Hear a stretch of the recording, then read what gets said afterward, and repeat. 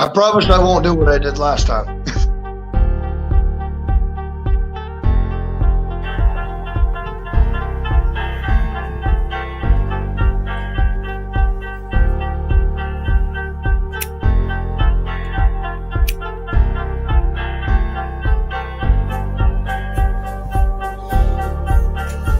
Man, seems like a long 30-second countdown. What's going on, y'all? This show Hey, guys. from Downriver Sound, Team Bass Cat. This is Bassheads. We all started somewhere. Episode 6. And our special guest right over here, right there, is Jay from Audio Life. Hey, guys. How's it going? We got Boombox Mike in here. We got Josh Amherst in here. Josh, Big Mike, what's up?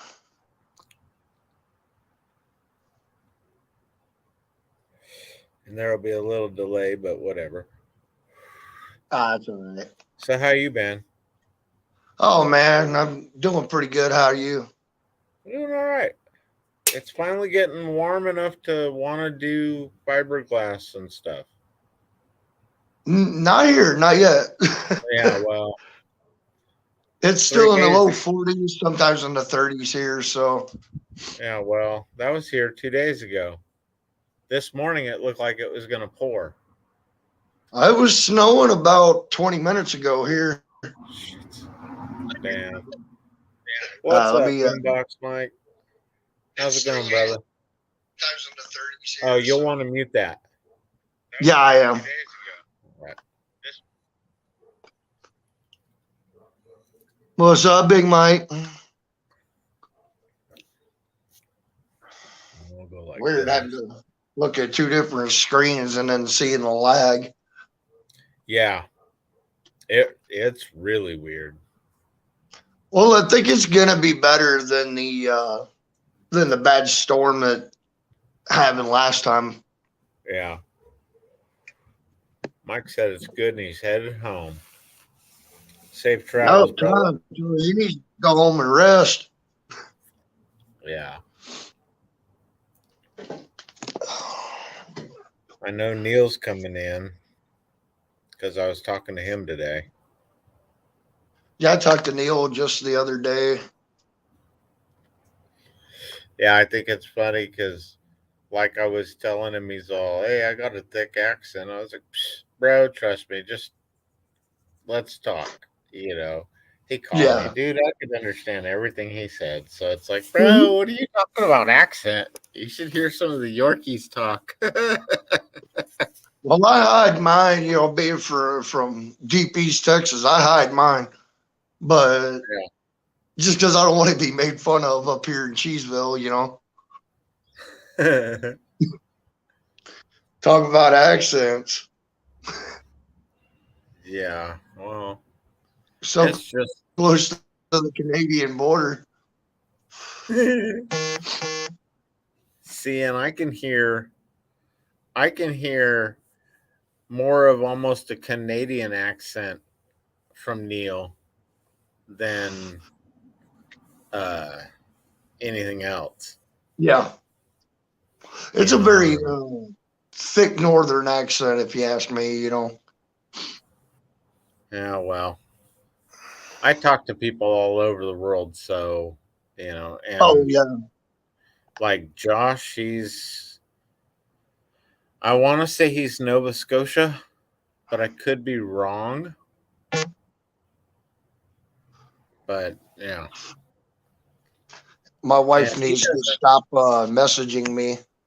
He doesn't even have an accent, but then there's some people that come on his chat. It's like, okay, they got an accent. Yeah.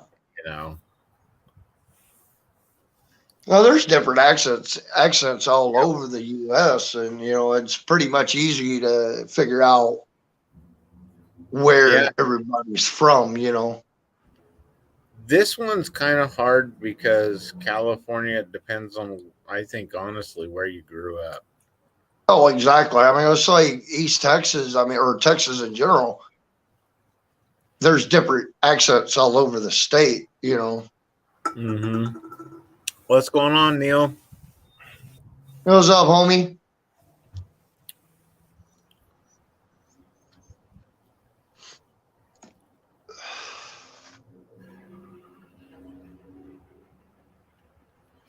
Man, it feels so nice to be able to do this. It's actually a really good thing. I think I told you that last time. Yeah. It gives the opportunity to see what really goes on in the hobby. Between each person. Yeah. Because I mean, a lot of people don't understand. Like a lot of these builds that we do, they don't happen by just one person. Yep. Like Mike has helped me so much with my build. And I've been doing this for a long time, but still, it's always nice to have an extra pair of eyes or you know another way of doing something. Yeah. Yep. Well, it's like when I got a hold of my friend Keith, really good friend, of mine. And I asked Keith, I was like, hey, what's the measurements again? Yeah. I remember curving, but I don't remember curving enough. And he told me the measurements, and it's like, okay, thank you. No, exactly. It's like, bouncing off, like with my build, it's, because it is a fourth order blow through, but it's in the trunk. It's okay. Where would be the best way to open that port? Where would be the best place to dump that port at? And everybody I talked to was, oh, just do it through the rear deck. Well, I would have to take my entire rear deck out for the size of my port. Yeah. So dumping it the way it did, and hey, we've been designing this build for almost 2 years now, and been building it for almost a year. But And that's another thing I don't think people think about. I think some people just think that these things come overnight. And it's like, bro, no, put a year and a half of how to figure out how to get a port for the truck to where it's going to play down to 9 hertz, let alone, start building it. And it's yeah, like, exactly. I mean, there's so much planning. I had a guy call me up one day asking me, if I could do a system for him. Sure, not a big deal. Well, how long would it take? Well, it depends on what you want to do. It's not going to, it's not going to the shop and buying a box and buying some subs and an amp and some wiring and having it done in one day. Sure, that's a little system, but it's nothing like what we do. These bigger systems, I mean, it took me, 3 months just to map out my wiring and how I want my wiring. Well, like what quadrant of the car I want to power with which amp or which channel or anything else. And it's still trial and error. You may want a lower, like with my setup, I want a lower, like my mid range coming out of my floor. I don't want them coming out from behind my head. Yeah. So having to map everything out and then ripping the car apart 20, 30 times just to get everything done. It doesn't, like you said, it doesn't happen overnight. Yeah.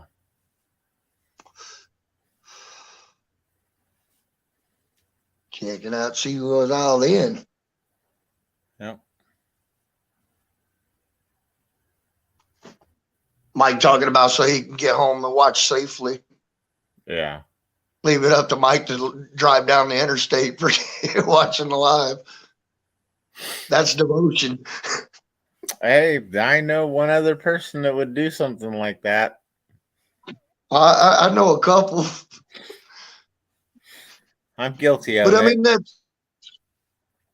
that's the good thing about the community. I mean, we all try to support each other. Yeah. The bad thing is, like we've all said before, there is a lot of hate in the community, which there shouldn't be. But what Yeah. whether it's brand or somebody's build or whatever, it it's better to keep the community tight and keep everybody not really happy, but be nice to each other, and trade the ideas and just bullshit and Yeah. because what we do, I mean, it's not all car audio. Like the No. meets and stuff, that's just hanging out with the boys. Yeah.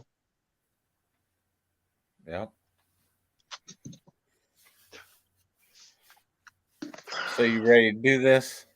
Oh yeah, fire away, Captain. All right, brother. What music got you into bass? That's kind of a double-sided question.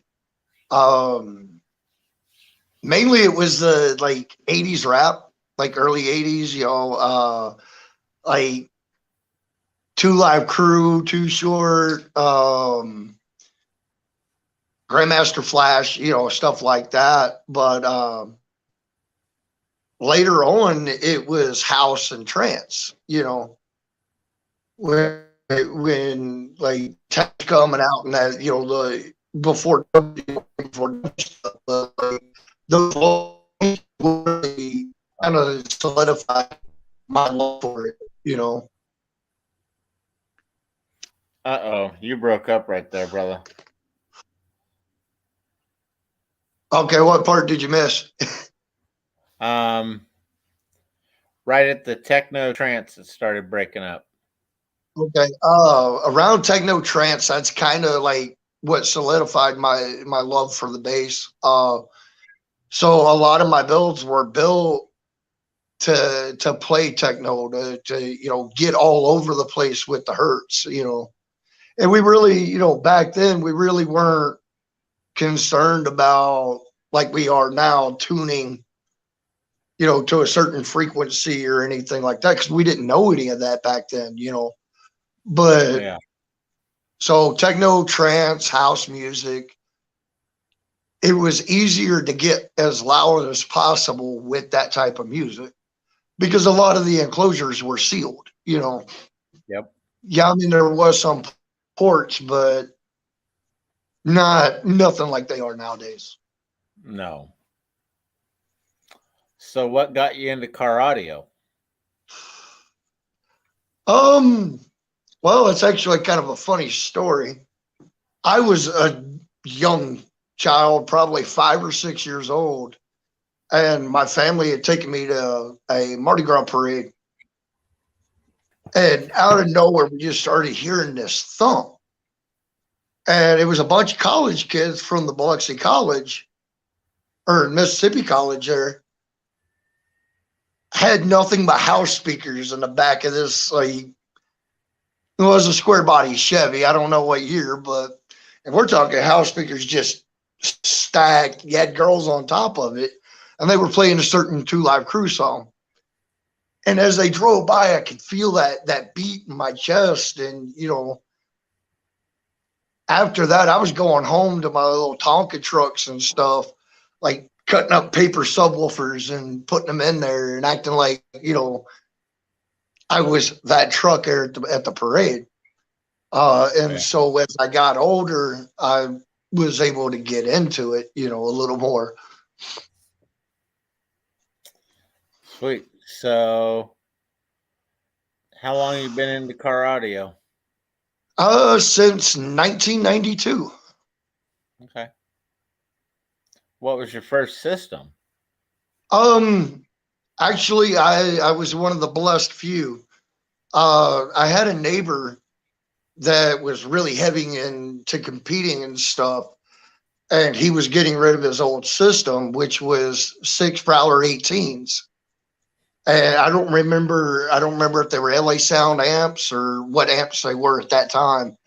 But I bought the whole system, wiring and everything, and even bought the alternators from him. Okay.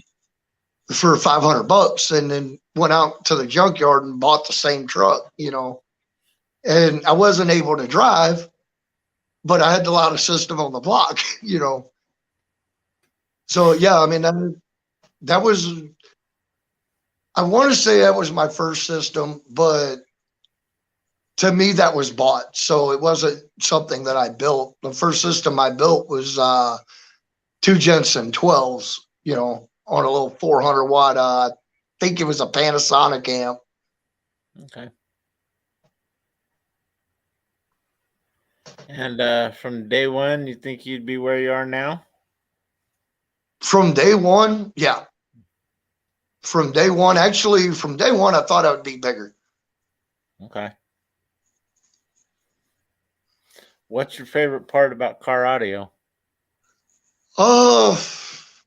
I don't know if I have a favorite. I mean, I kind of like a little bit of everything. I'm pretty sure if Hayden's in the chat tonight, he would probably keep telling me to say 18 hertz. But I think I think, in all honesty, I think the electrical aspect of it. Yeah. Seeing how creative I can get on a 12-volt system.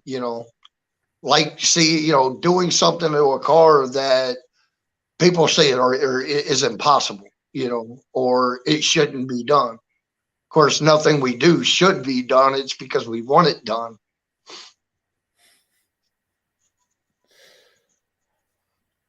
Would you go bigger or a newer ride? Bigger in a newer ride. What would the new ride If money be? was no object, it would be a 1-ton Suburban. It would at least 8 18s in it. At least 8. Maybe more if I could fit them. But that would be a pure SPL build. I wouldn't, I'd be just a straight Burt build. Yeah. What's the peak frequency of your enclosure? Low side is 30. I want to say 36. And if Mike's watching, maybe he can correct me if he remembers.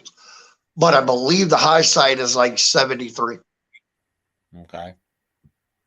What's your favorite frequency? 36.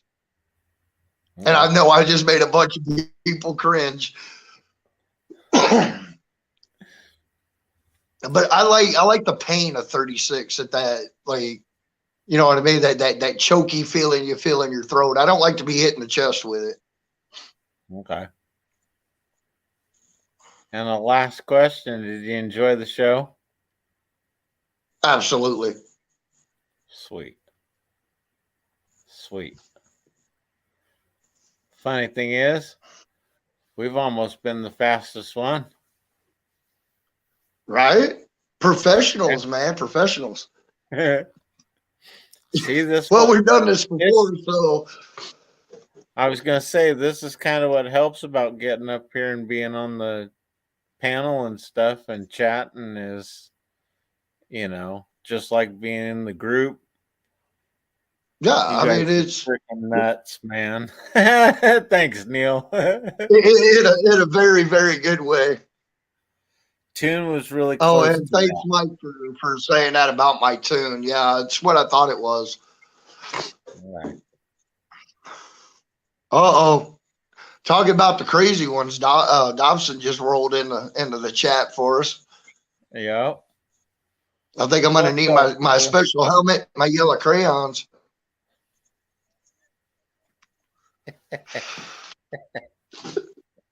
Sounds like you've watched some of our live streams or something.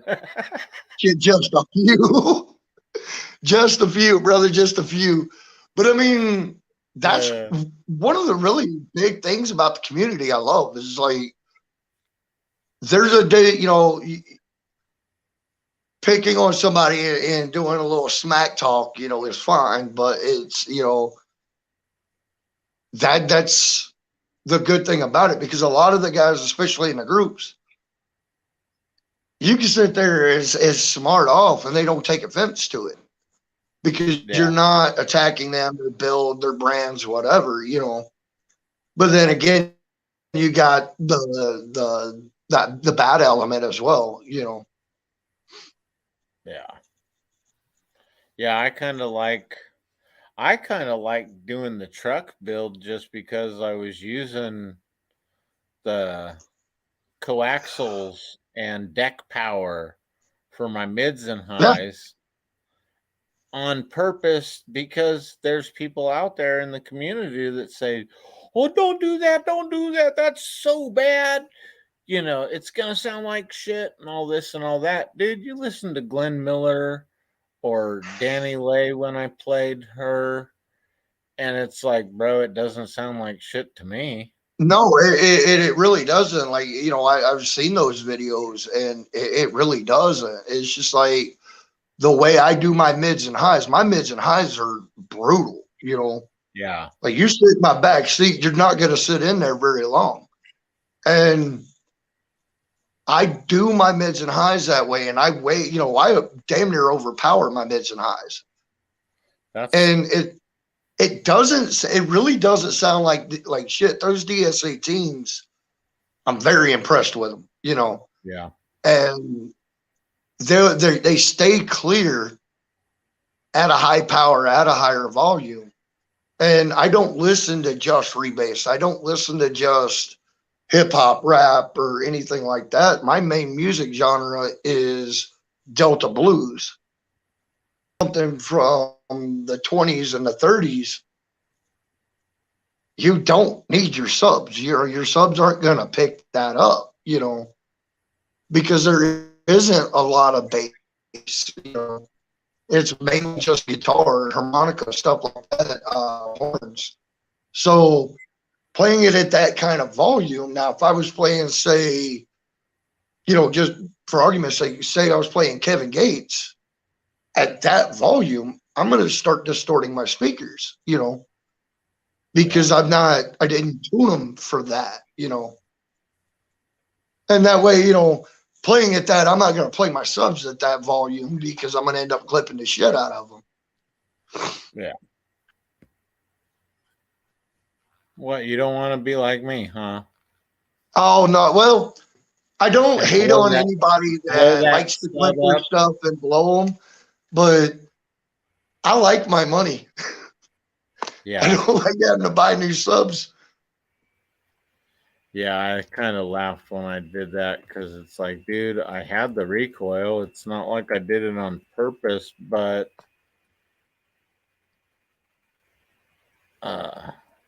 Mike straight clipping. I knew something was gonna happen.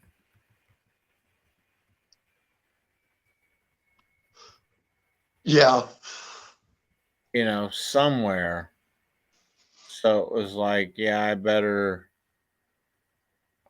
just, you know, get this now just to be on the safe side.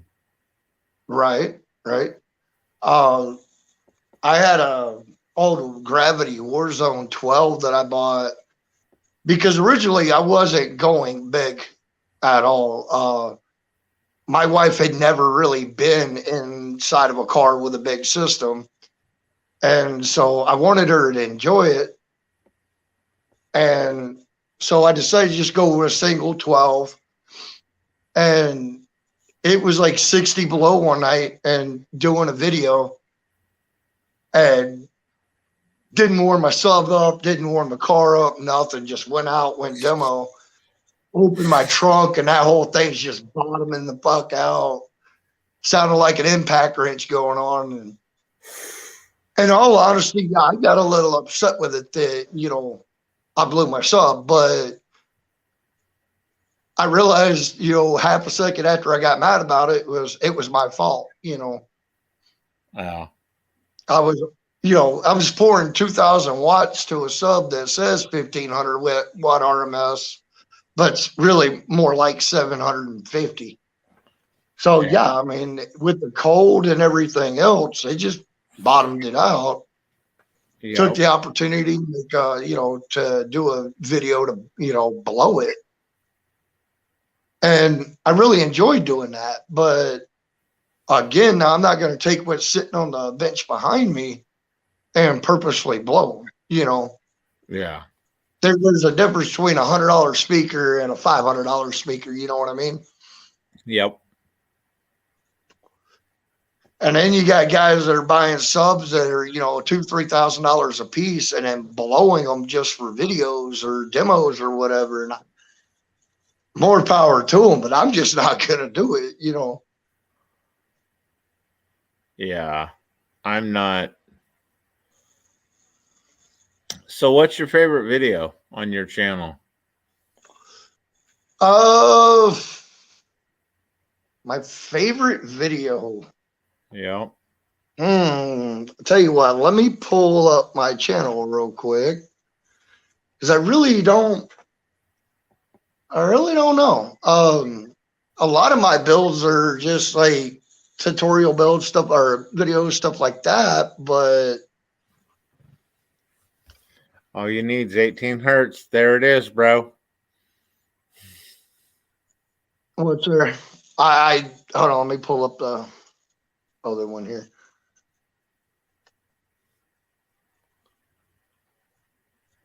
Tell them about the first demo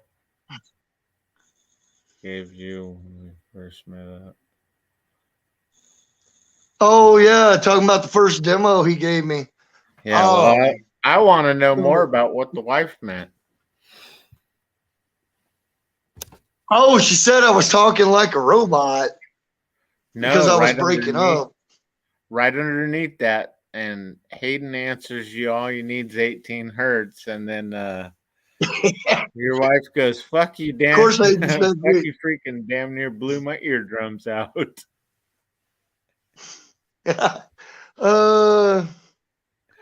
Trying to see that. I see the one from, I see Neil's comment and I see Hayden's. I don't see hers. Okay, well, let me see. Next. Oh, I'm sure it will. But yeah, the first time she actually heard a big system was the two Hawks. And that was another, you know, really long process of building and, you know, everything else, because I wanted that to sound right. And building that box the way I did, porting it straight up into the trunk, turning that trunk into a 6, it just brought that car alive. I put her in, and I don't remember what song it was. I know it was rebased.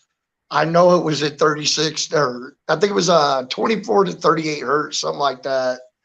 And that 28 hertz dropped with all 4 windows down. And then this car at that time, with all 4 windows down, that thing was just unbelievably loud. What's up? I thought she was going to climb out of the garage. Like, she's sitting there screaming at me to turn it down. It's too loud. Her ears are hurting.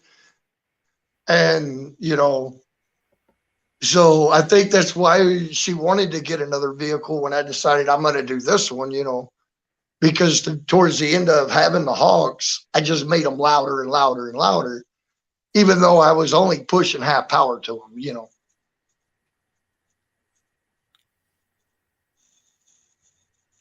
But to answer Neil's question, yeah, I was surprised with his. I'd been, you know, I'd been looking for subs for a while, and he was running the American base, the Elites. He's got 3 of them. And then, you know, I bought the Hawks, but I hadn't had the 4th order built, so I just had them in some random fucking boxes, and like, hey man, let's just meet up. When I heard those Elites, I wanted to, you know, I actually wanted to trade the Hawks and get the Elites. You know, that thing was extremely brutal for what it was, you know. She just told on you. It was very, what's that? She just told on you. She's all, I'm talking about when we met up with Neil. Whatever. Yeah, see, my wife is that type of person. Honey, turn it down. It's too loud. It's too loud. and then take off in the car, and I can hear her for 20 minutes, driving down the road, shaking everything for 4 miles, and then tell me, oh, I didn't have it turned up. I don't listen to it loud. Yeah, bullshit. I can hear you before I see you.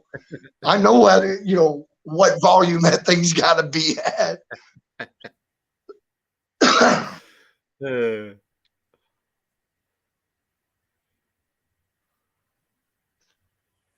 Go through the comments here.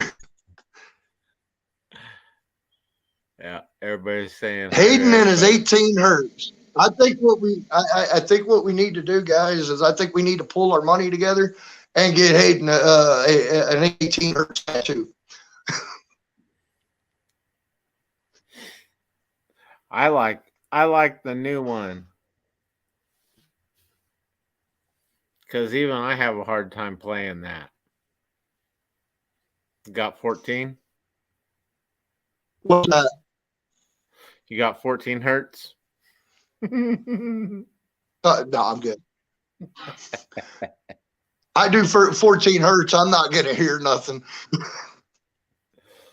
That's the nice thing. Like I told one of my buddies, I said, bro, if I lived in the complex where you guys live, I said, your neighbors get pissed off at you. All I'd have to do is pull up in the driveway, turn the system up, and just rattle everything off their walls, and they'll think they have an earthquake.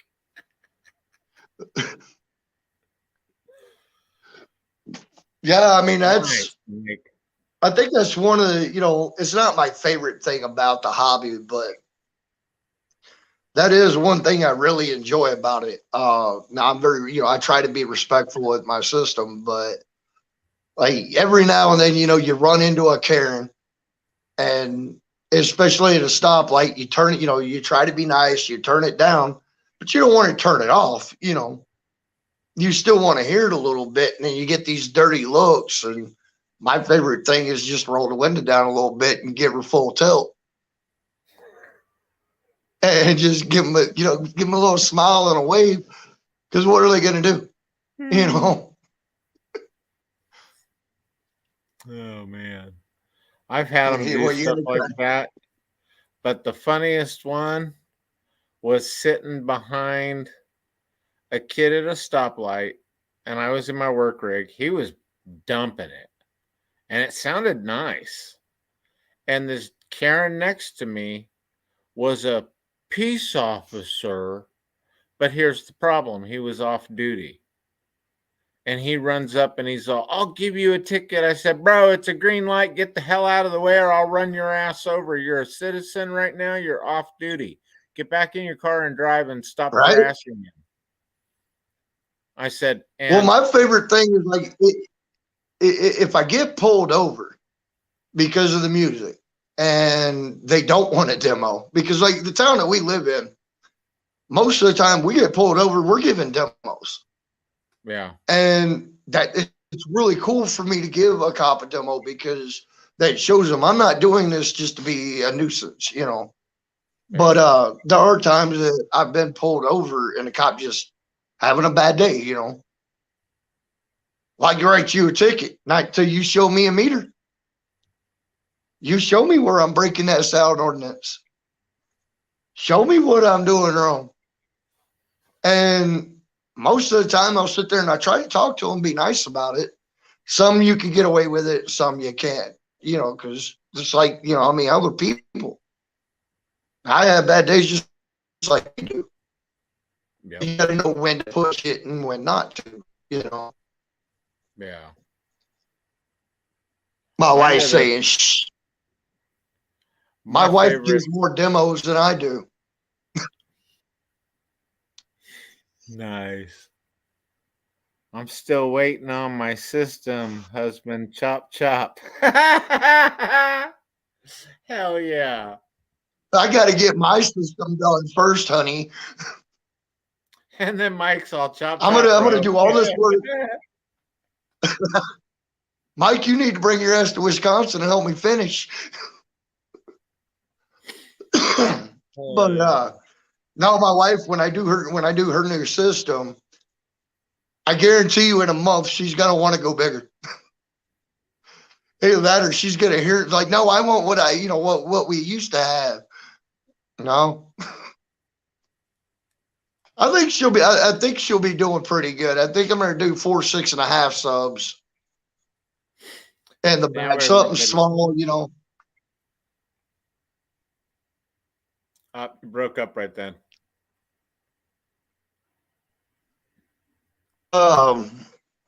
Right after you said I said small. Oh, we're gonna do a small build in hers, probably 4 6.5s behind the third, behind the rear seat there, and go from there. I don't want to do nothing big, powerful, or anything like that, because I mean, when we were talking about it, she didn't want to do anything that big, But like I told her, if you don't, you ever want something bigger, just jump in my car, Yeah. Now watch, you'll be driving. Because I don't think I can take another financial hit like I did with her. What's that? I said, you end up driving her car. You watch. Every day. Well, see, I already figured that out. I'm gonna put in a 12-stage kill switch, and I'm gonna put a locking switch on my system. I can reach up in there and kill that main power.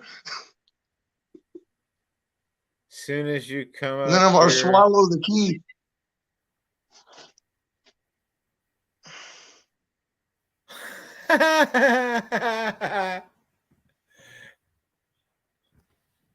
She told Mike, or you telling Mike, and then Neil's all what she said, and then Mike's like, soon as you come here to finish my wife's, all Yeah, no, I don't want to even touch his wife's car or alternator.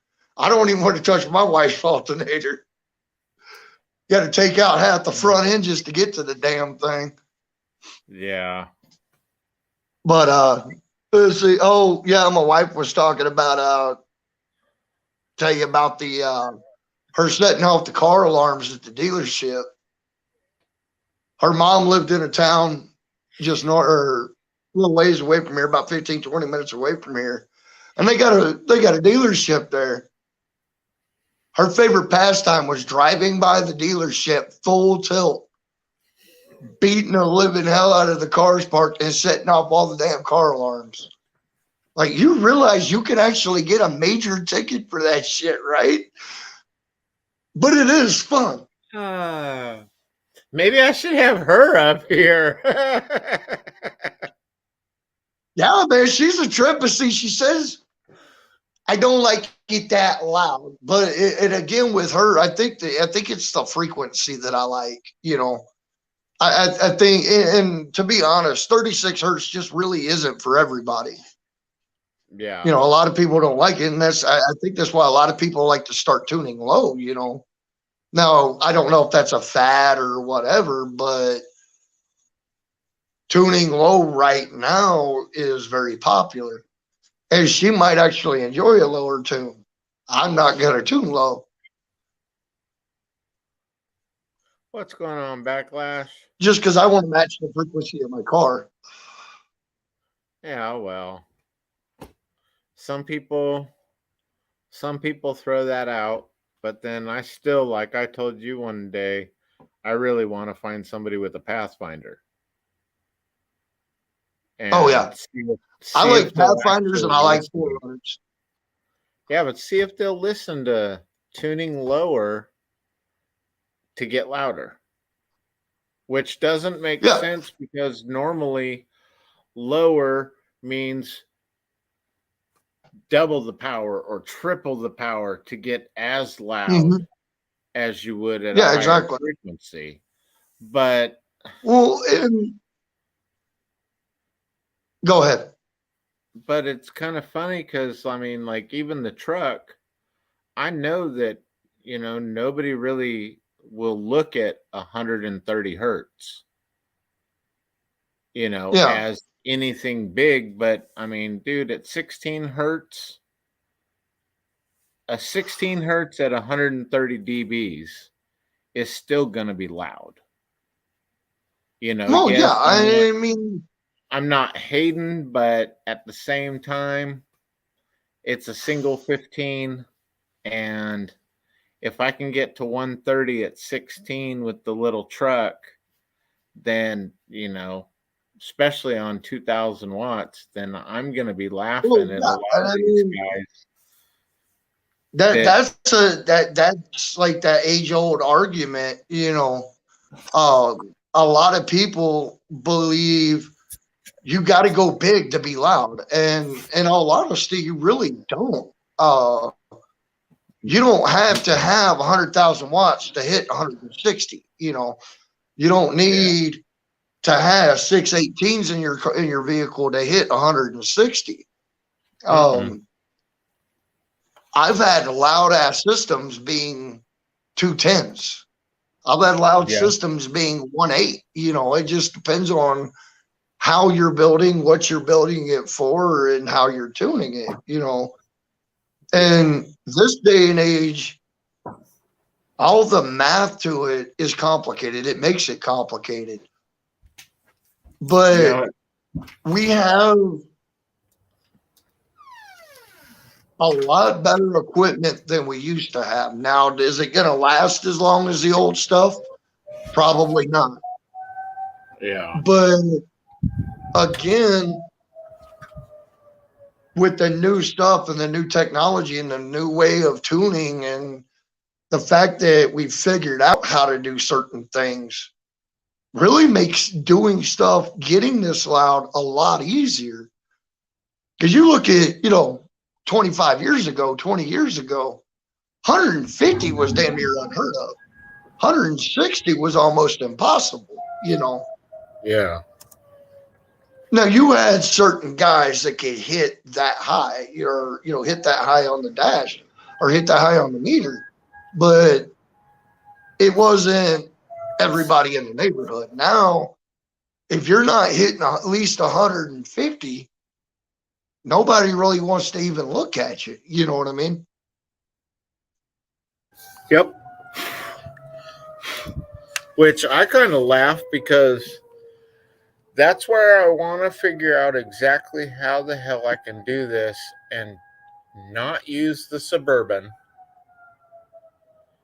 and be able to haul the little cart and the little truck to the shows and do what I need to do.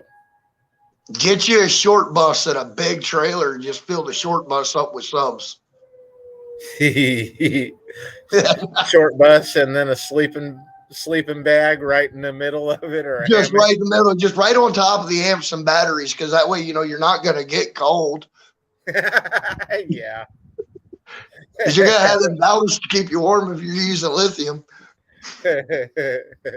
or balancers, I mean. Yeah. But no, I like the aspect of somebody telling me I cannot get loud where I'm at. You know what I mean? I love that argument. You can't get loud in a trunk. You can't get loud in a trunk.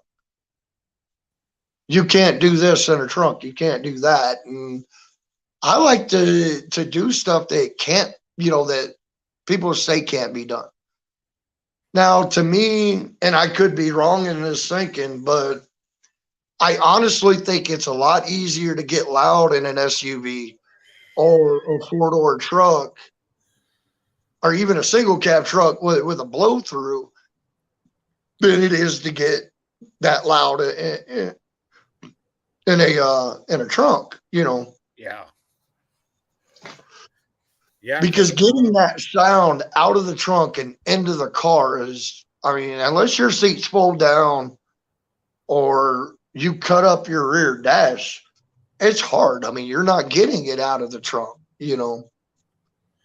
Yeah. See, and that's where my first build was easy, because all I did was I went to the wrecking yard and I found the back seat, the upper back seat, out of a 64 Impala, where it had the armrest. And it dropped the armrest. So where that armrest dropped down, that turned into the port. Mm-hmm. And a lot of guys use that technique. And I've seen it for for a pretty long time. they doing the back, the armrest port, or running 4-inch PVC pipes underneath the rear seat and then coming out at that kick, Yeah. And even back in the day, and I think Mike said it on the last live he was on about great. cheater holes. You hear this? What is that? That was somebody rolling by with their system on. Oh shit! Well, it was kind of like garbled, so I couldn't That's why I love this town that I live in. Hardly anybody bumps. Okay. So, you got the high school kids that got a system, but in this town, there's really there's no true baseheads in this town. In fact, I made a joke with Neil about doing the 315 build, because when he came to my town, he was louder than I was, and I wasn't going to have it. You can't be louder than me in my own town. It doesn't work that way. But I tell you what, man, both of his vehicles, the Civic and then the Silver Slapper of his, both of them, great builds. Great builds. That little Civic surprised me. It's loud-ish, but it hits so low. And I love that I like the low hertz if it doesn't hit me in the chest. You know what I mean? Okay. So his is perfect for that, And then his other build, that SUV with the three elites, that thing's just ungodly brutal, especially the lows. When they hit, everything around it just gets beat to hell and back. Sleep in the port, Mike. Yeah. Well, the problem is, Mike, I can't sleep in most ports. I'm not that big around, buddy. I think well, Mikey knows. Mikey knows when it comes to me, there's going to be something ungodly, either size or length, because, that little truck, that new box is just, the port on it's going to be dumb. Oh, yeah. But that's what I mean. On mine, my port is the issue, because I actually want to stay in street trunk. So very little modifications. Well, the only modifications I've done is what's allowed for that class. Yeah. And to stay in that trunk where I want to be, and to tune where I actually wanted to tune a little lower, but we just couldn't. We took a 12 cubic foot box and put it in a 13 cubic foot area. The whole box has to be built inside the car, I remember So, those. That makes it a pain in the ass. Yeah, but it is kind of disappointing, because I don't want to stretch my port out as far as I need to, because then I can't roll, I can't pull my back seat up. I'm going to be in a different class, and that's just not something I wanted to do. Yeah. See, and that's one thing I want to do, because I've thought about this a little bit more, and I know that I've got these, the base head. We all started somewhere. Questions for the actual base head. Okay. I've got the questions for the We Are base head. We all started somewhere for the base heads. We all started somewhere for the industry. And I've got questions for the shop owners. The thing I was thinking about doing is maybe seeing if we can't get Wayne Harris up here and have him go through the classes, like a brief, like that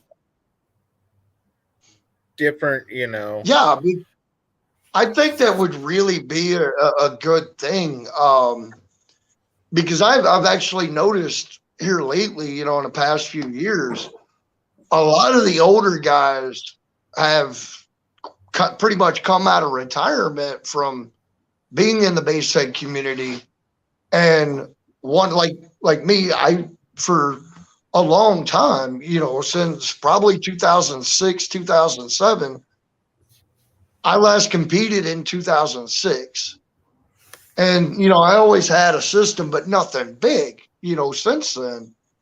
Yeah. So coming out and wanting to get back into competitions, everything's completely different, you know. Back in my days of competing, if you wanted to run through the meter, you could, but it was pretty much all bump offs, you know. And you're doing it for bragging rights or trying to get a sponsor. Nowadays it's almost impossible, you know. But back then you could get a sponsor as long as you're winning, you know. Yeah. He says Shannon Ballinger from Mecca. Yeah. Might be it See, anyway. or even see now, Mike, that's even a better idea, is get some of the people from these classes, you know, the judges or people that are doing the shows too. That would be cool. Oh yeah. Well, not only that, like it also getting people, you know, getting like judges or organizers from these shows together with the community, because the community is so spread out. I mean, it's all over the world. Yeah. And getting those people, like there's no shows, there's no meets around here, you know. Yep. And I would love to see a show here or close, you know, not just because I want to compete, but it gives that next generation another opportunity to figure something else out, you know, besides fucking up like we did when we were that age, you know. Like, and it's smaller, especially in smaller towns. You don't have stuff for kids, you know. Yeah. You might have like one boys and girls group or something like that, but for the most part, there's nothing. So what do kids do? They get into trouble, you know, go out, start drinking, doing drugs, whatever, and end up ruining their lives. So if you can introduce, like, say, bring a show or more meets to smaller towns, you give them a hobby instead of a habit, you know. Yep. Because as well, you know as well as I do, car audio is usually cheaper than a drug addiction, or more expensive than a drug addiction. You got a car, you know, you getting into the bass head life, you don't have money for dope. You know. No. You like I'm sitting here, I'm figuring every time I figure out my build cost, I'm like, Jesus, you know, I could have paid my house off, you know. Yeah, I know you've seen that meme as I'm the guy that rolls up in a $600 car with a $30,000 stereo system, you know. And I've actually, my mechanic that we took the car in, you need to get rid of this thing. You need to take it across the scrapyard. It's a shit box. That's why I built. That's why I want to keep it. I don't want to sit down and go out and buy a brand new car just for me to put a system in it and beat it to death within a year. You know, I could take my shit box. If I break something, I'm out $600 for the car. You know. Yeah. Well, the truck. $300. Yeah. You know, and yeah, I bought it at a wrecking yard, or salvage yard. You know, it was lien title. I paid it, and I've got a Nissan. Yeah, it cost me some time and some money, and you know, had one friend help me really on it, and you know, here it is. You know, and that was my buddy Steven. Yeah, I He mean, helped you me know, with the engine, the transmission stuff.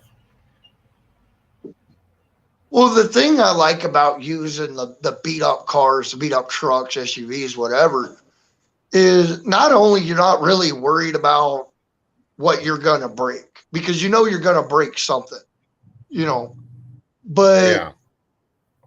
I like using them mainly because they are older. So you already have that knowledge of that vehicle or that era of vehicle, you know. It's not like these newer ones. In fact, Mike and I were talking about it the other day. Try to put like everything's going to electric, so you know somebody's going to want to put a system in a Tesla. Yep.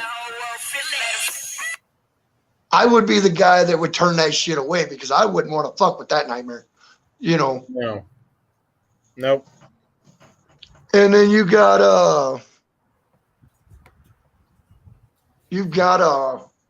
other vehicles that like my sister's car. She needs a new head unit, but looking at it and looking at everything that is involved with that head unit, like I told her, it would be cheaper to buy a stock replacement, you know. Yeah. Because for what your radio does, what your stereo does, you know, that's the epicenter of the whole car. For an aftermarket, it's gonna be astronomical, you know. Yeah. Or like Mike, the problem Mike's having with his wife's car, you know. Some of those cars you can't put a line out converter in, or you can, but like it's a bitch to figure out how to do it, you know. Yep. Versus an older car where reach in, got the head unit, buy an adapter kit and throw it in, you know. Yeah. That's my cars. Oh yeah, I love that, and I like I like the older ones because I don't wire my head unit into my main harness. I don't like doing that. I like to have my stereo system completely independent from the rest of the car, or as independent as I can possibly get, you know. Yeah. Because we all know at one point in time something is going to mess up in that on that system. Something, whether it's a blown sub, a blown amp, rattle the ground loose, you know, something's going to happen. So why take the risk of burning your car up, you know, burning up your main harness for something that you know might actually happen, you know? Yeah. And that's another thing about like that I wanted to talk to you about too was or mention anyway is the regular maintenance on this systems, you know. Yeah. And I see it a lot of the I've been seeing it a lot. And I've been seeing it a lot on extremely big, powerful builds. There's like one guy's watching a video and, well, I don't know. I think I might have a ground issue. And he pulls his seat back and he's like, well, it might be back here. You know, I haven't looked at my batteries in 3 years. I tear my car apart once a week to check everything, you know. And like you really want to like take the time once a week, once every 2 weeks, check all your connections. It don't take long. Reach back there, you know, grab a wire, hit battery, you know, check the amps, the speakers, stuff like that. Because the more that you pay attention to your system, the longer it's going to last. Now, most systems these days, they're not, you know, they don't last. We're too hard on them. Even guys like me that don't clip them or overpower them to the point that the subs are begging to stop. That stuff is going to break down eventually, you know. Yeah.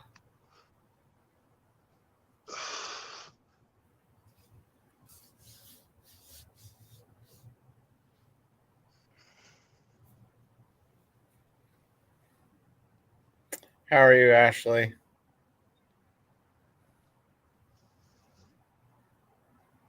How's Momo?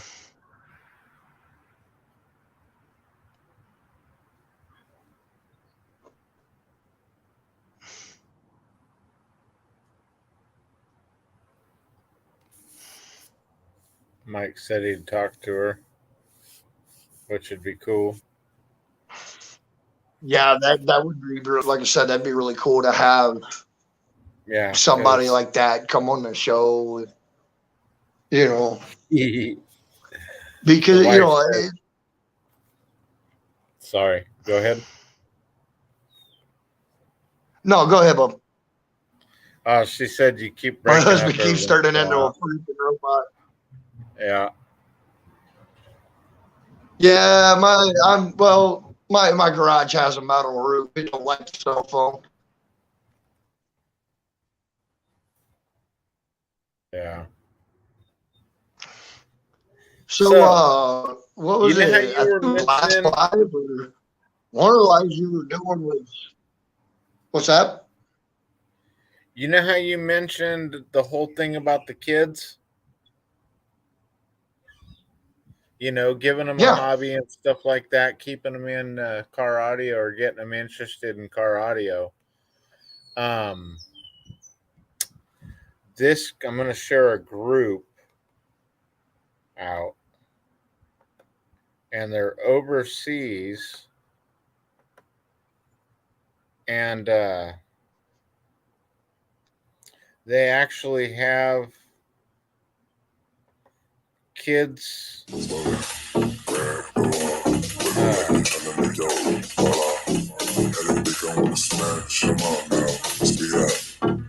They do this for kids too.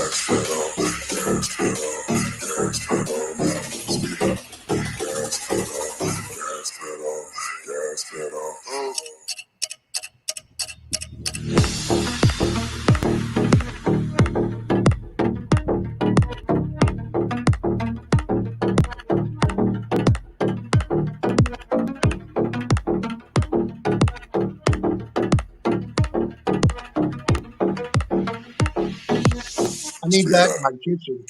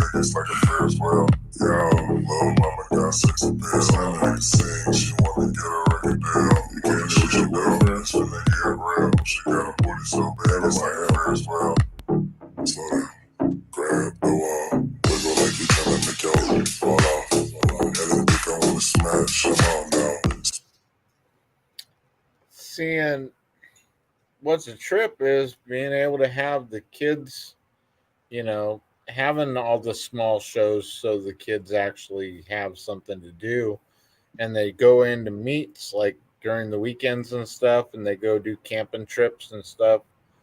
But they're more kid oriented. And I was talking to him, and he's like, yeah, dude, he goes, you got somebody 16, 15, 16 years old getting ready to drive. You guys should be inviting them out to the shows and stuff, and basically like running them around almost like it reminds me of like the Basshead community came together with the Boys and Girls Club. Oh yeah, exactly. Now, like in the mid '90s and not really, well, middle to late '90s, especially down around like Dallas and Houston and places like that, and like Baton Rouge and the bigger cities and stuff. they would do certain shows, and it would be strictly for the kids to come out. Like the tickets would be, you know, a certain amount for adults, and then the kids would come in free. And you couldn't, of course, couldn't play explicit lyrics or anything like that. But I remember being a kid, you know, 14, 15 years old, going to those shows like that and sitting in these monstrous cars and like coming for what I had, you know, which was loud as hell, but getting into a true professionally built car, you know, somebody that took the time like we are now to build them, Yep. it completely blew my mind. And it was something that I really wanted, you know. I'm still trying to chase that first bass note. You know what I mean? That very first hard bass note that I heard all those years ago. I'm still chasing it. You know, trying to chase that feeling that I had, and I get it every time I turn. You know, go to the right. You know what I mean? Yeah, I think Project X is actually gonna do a lot for me. But the secret that I really haven't been telling anybody is Project X is going to be tuned. I'm trying to tune it for around 33, but maybe let it drop down to into the 20s. Well, yeah, and I like, you know, like to play mid 30s, low 30s, but still be able to reach down and grab 25, 20, you know, 24, 25 hertz. Yeah, but So I you want to be could able to get jump that up at look. 45 too. Exactly, So, exactly. you know, it's going to be a higher bass frequencies than what the truck's set for, but at the same time,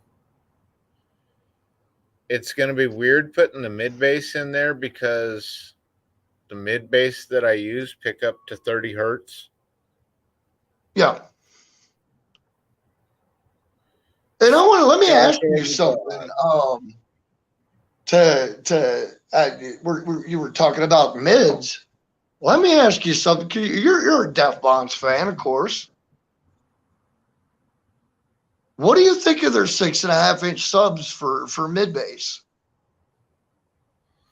The LW64 that I've got are retarded.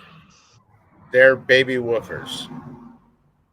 Yeah, and that's what I'm looking for. Because, like I said, on my vanity wall, I want to put in 6.5-inch subwoofers. I don't want mid-range speakers. I want actual subwoofers, and to tune them at a higher hertz. You know, kind of blend everything in together, and of course, put them on a different amp. That way, I can put them on a different bass knob. So on the days that I just don't feel like, you know, blowing the back of my head out with the, you know, with the 15s, being able to still get that bump, you know. And I'm not real familiar with a lot of Def Bonds stuff. Now, there are certain ones I am, you know. Yeah. But like the 305 series, the 315 series, yeah, I'm pretty good, you know, pretty knowledgeable with those. But anything less, I really don't know, you know. And I don't think a lot of people do either, because that goes back to a lot of, you know, most people thinking you have to be big to be loud, you know. 6.5s don't get super loud. These are a trip because my wife was a lifesaver. Nice. They've got they drop down to 30 hertz and go up to 120. Yeah, that is kind of insane. Yeah. So, I mean, they're basically, like I said, baby woofers. I mean, they're the only, I haven't checked out the Sundowns. or anything, but that's not my spot unless somebody's got the equipment, you know. Yeah, And and sundown. I mean, for me, I don't run sundown, and that's just a yeah, personal thing. But I've looked at several different companies. Of course, I immediately first I went to DS18, and they have certain baby woofers that I like, but I want to try something a little different. So I'm looking at Black Diamond. I'm looking at Vibe, Pride. I'm looking all over the place, and it really makes shit confusing now. You got so many different companies out there that are all great, but each one excels on a different, with a different sub, for a different type of sound, yeah. and it's trying to find that certain one that is just going to match perfectly with whatever you're building. And what's a trip is those subs also like to be sealed and a half cube. You're breaking up bad, Bubba. Okay, I said those subs like to be sealed at a half cube.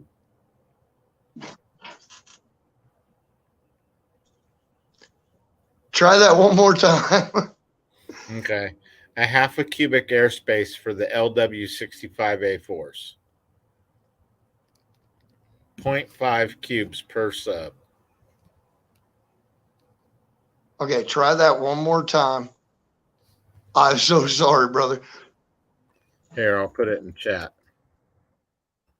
Okay. Yeah, I'm sorry about that. It was coming in that robot voice. Let's see, half cubic foot sealed. Well, we got a lot of ball talking in the chat. I didn't notice. I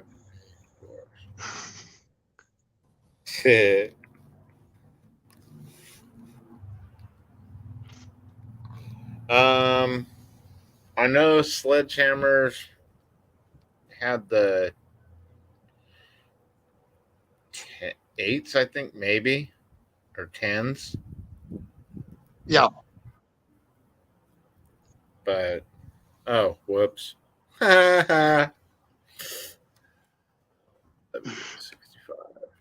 Yeah, and it's really hard to, nowadays to find those, what you call those baby woofers, that are going to play the frequency that you want, like the ones I want, they have to play at least into the 40s or 50s, on the low end, because I want that higher hertz coming out. Because again, they won't have vocal, but they'll be a higher hertz, to me, a mid bass, kind of to blend everything in, because I'm afraid, I want to do this because I'm afraid my subs are going to drown everything else out,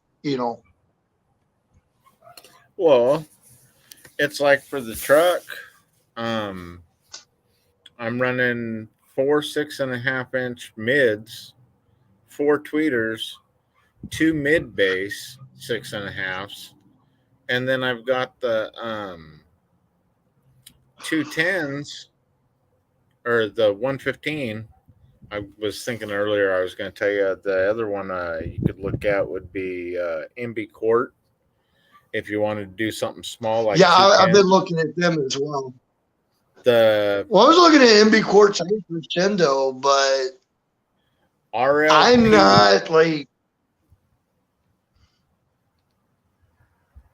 You broke up. Oh, I'm sorry. I was looking at MB Quartz, and I was also looking at Crescendo. Now, Crescendo, great company. I have nothing bad to say about them. But the 6.5s I'm looking at, just to me, they're going to fall flat. You know what I mean?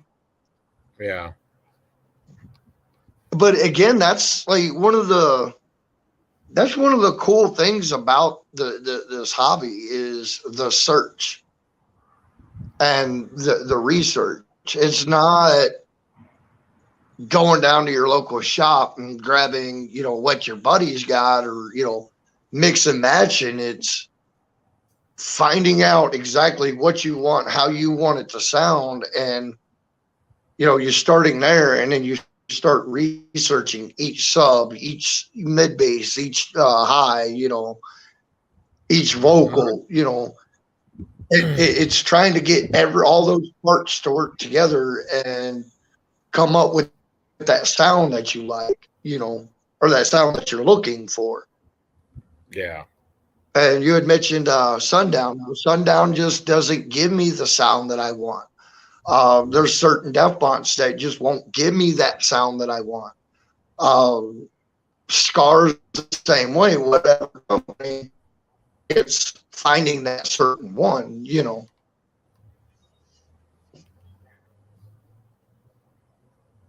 Yeah. Well, that's why the truck was started as those Soundstream tweeters, Infinity 6.5s, Mm-hmm. 2 MB Court 10s, and then 2 Def Fonts 15s. But now I think I'm way more happier because I've got the 15 that I know is going to be tuned between 9 and, well, it's basically going to be tuned to 16 hertz is going to be the peak frequency on that 6th order. And it'll play up to 29, but the mid bass play from 30 to 120, and then the mids are picking up around 120 and taking it up to 2K, and then the tweeters are taking it off from there. And I laughed because I'm upgrading the deck. I have a surprise. I've got a PRS 80, like everybody had. EXOs had a bunch of them, Yeah. And that's another struggle. That's another struggle. It's another struggle of trying to find the right head unit, or finding that specific style of head unit that you want, Well, I'm going to take the old head unit out of the truck and throw it on the DSP for the car, because with the DSP, you don't really need a super head unit. You want it clean. But other than that, it doesn't have to have a crossover in it or anything else. It can be just a cheap $100 Pioneer deck. Yeah. Like what I was saying with the struggle. Now I have now with mine, I like the single den flip out head units.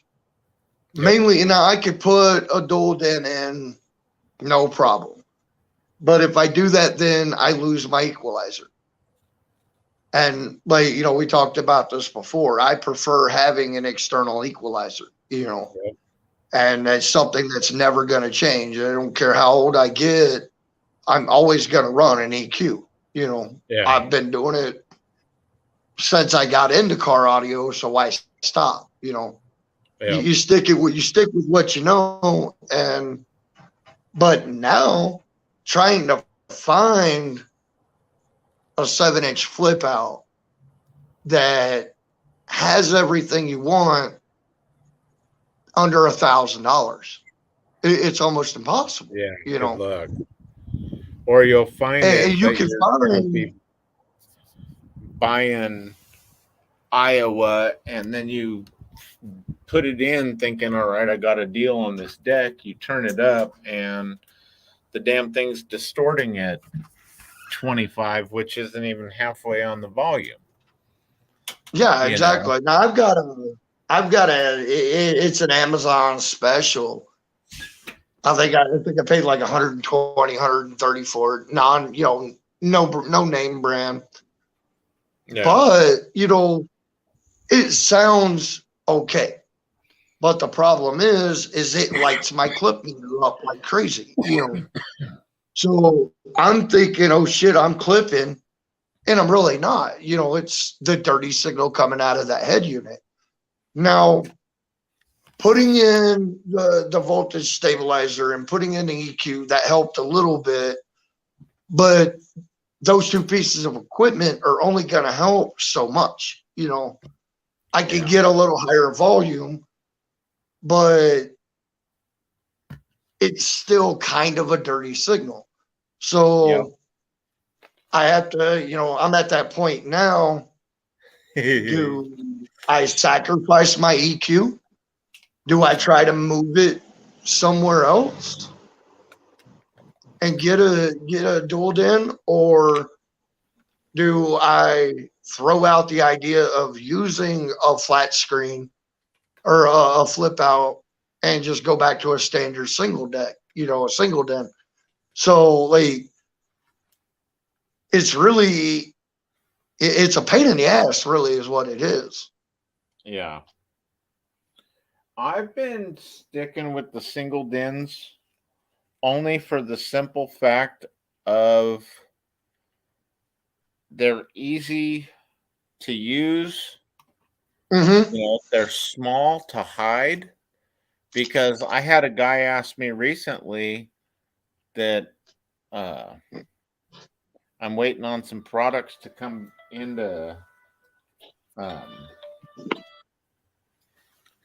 stock, and basically he wants me to build a deck and system that's going to be louder than his existing system. But the scary part is it's in a convertible 60s Camaro. Yeah. Well, they do have those now, and I've had classic cars, and that's one thing I loved about it was upgrading the deck. But they do have like the stock looking head unit that are completely like, the only thing that's stock about it is the looks. Some of them have the CD players, some most all of them have USB, SD cards, whatever, but it still retains that stock look. Yep, and that's what he wants to go with. And I showed him, and I was all, and he told me, he showed me the car, showed me the setup, didn't turn it on for me, but I was like, bro, why not first just change out the speakers and see how it sounds? Because that might be all you have to do. Well, I mean, especially with the older cars, you're talking 60, you talk 50s, 60s, 70s cars. Yeah, but he's also got 20-year-old speakers in it, or 15. Exactly. Changing those speakers in those older cars sometimes just brings the car back to life. The sound system back to life. Yeah. You don't have to.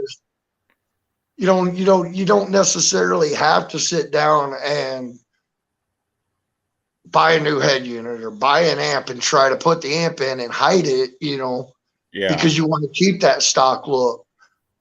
A lot of the times you can change, like you said, you can change the stock, the speakers out. Yeah. And really that's all you need to do, Yeah. And I told him, I was like, maybe some sound deadener even, and then just change out the speakers and go from there. If it really does make a world of difference, then hey, I just saved you a ton of time and money. Exactly. But if it doesn't change after that, then we go looking for a new head unit and stuff. And that's the thing. And a lot of people really don't understand that, because I get the calls all the time. Can you, I want to upgrade my head unit. Okay. Why? Well, my speakers sound like shit. Well, let's change your speakers first, Yep. Or I'd like to do a small system. Okay. What do you got in mind? And they show me these subs that I would use. I'm like, that's not a small system. you know. And well, I had one guy, he's like, he's like, my buddy's got a DC level 612, and I want to do 4 of them. That, you know, for a small system, that's not a small system. No. I'm like, you're talking about something that needs a tremendous amount of power. Yep. So it's not just, oh, well, I'll go out and I'll get me this amp and be able to push these subs. Well, you're forgetting about the $500 worth of wiring you need. You're forgetting about the $600-700 you need for an amp. You're forgetting about the thousands of dollars that you need for a battery bank, you know, just to push that shit. You know, it's not just throwing, you know, your interstate battery in the trunk and calling it good, you know. Yeah. And which you can run your lead cell batteries, but I don't recommend it, you know. But you get these guys that, oh, I want a little system, and what they're showing you, that's not little. Yeah. And then you like, okay, look, man, you don't need a 10,000 watt subwoofer. If you want a little system with a little bump, and then you turn around and you show them a Planet Audio or an Audio Pipe or a Hyphonics or MTX or, you know, the lower entry level stuff, and it's, oh, well, those are going to sound like shit. Why are they going to sound like shit? You put them in the right box, it'll sound decent, you know. Now, are they going to break your windshield? No. Are you going to be heard from a mile away? No. Are you going to do 150s? No. You know. Yeah. But when you say small, that's what you're getting. You're getting small. I hate the word in car audio. I hate cheap. Oh my God, dude. Damn midgets.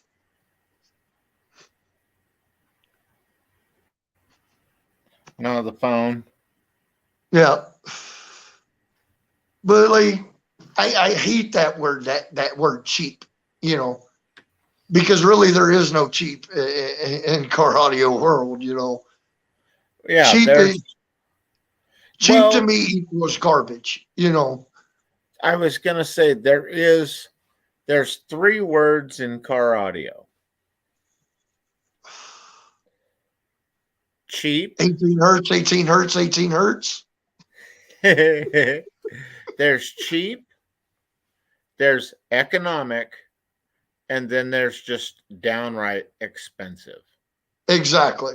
And the other word I love, like I love with about 1,000% sarcasm when I say it, is budget. That's my favorite word. Oh, I'm in the middle of my budget build. What's a budget build? You know, right? Well, I got a budget build. I got a budget build. That don't mean nothing. Yeah.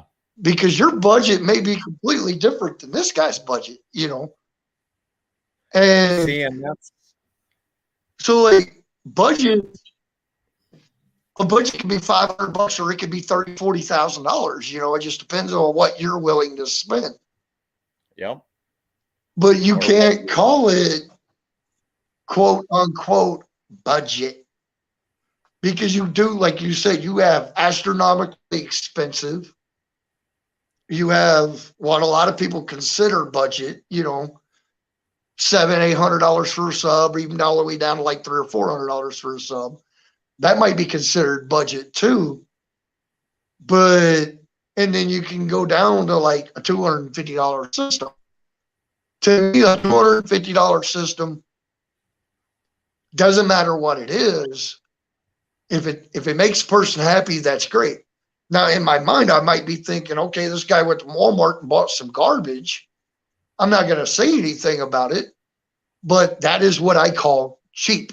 You know, something that I definitely would not run myself because I know it wouldn't make me happy, you know.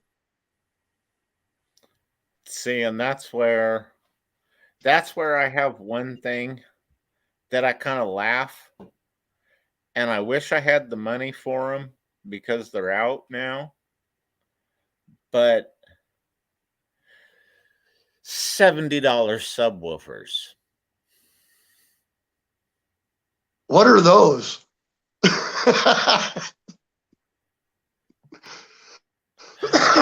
I've been wanting to Last check time I these checked, subwoofers have at least 3 zeros. I've been wanting to check this out, and I'm going to share our screen with you guys. And no, I'm not trying to push the shop, but if I do, well, then that's okay too. But that's all right. We'll it's your show, brother. We'll let you slide. I think it was these. Let's see. No, it's the S's.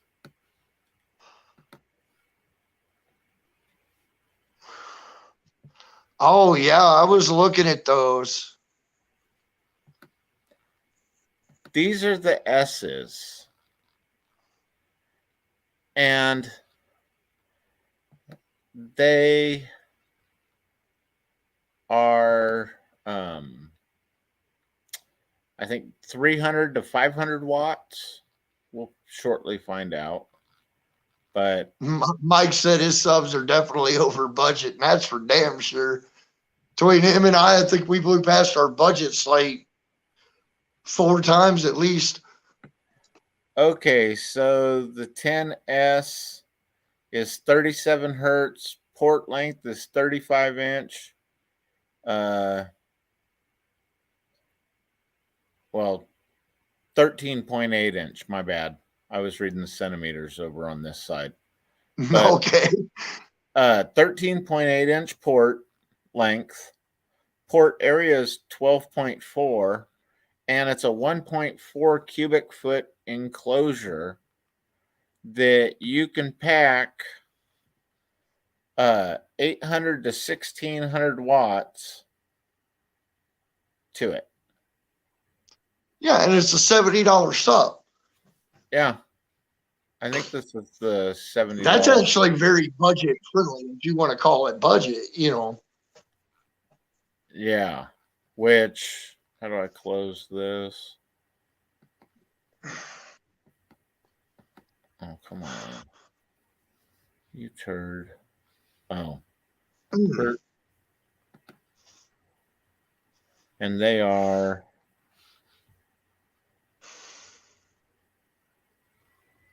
the 800, the Fight, the 10S, dual twos. Okay, those are the $130 ones.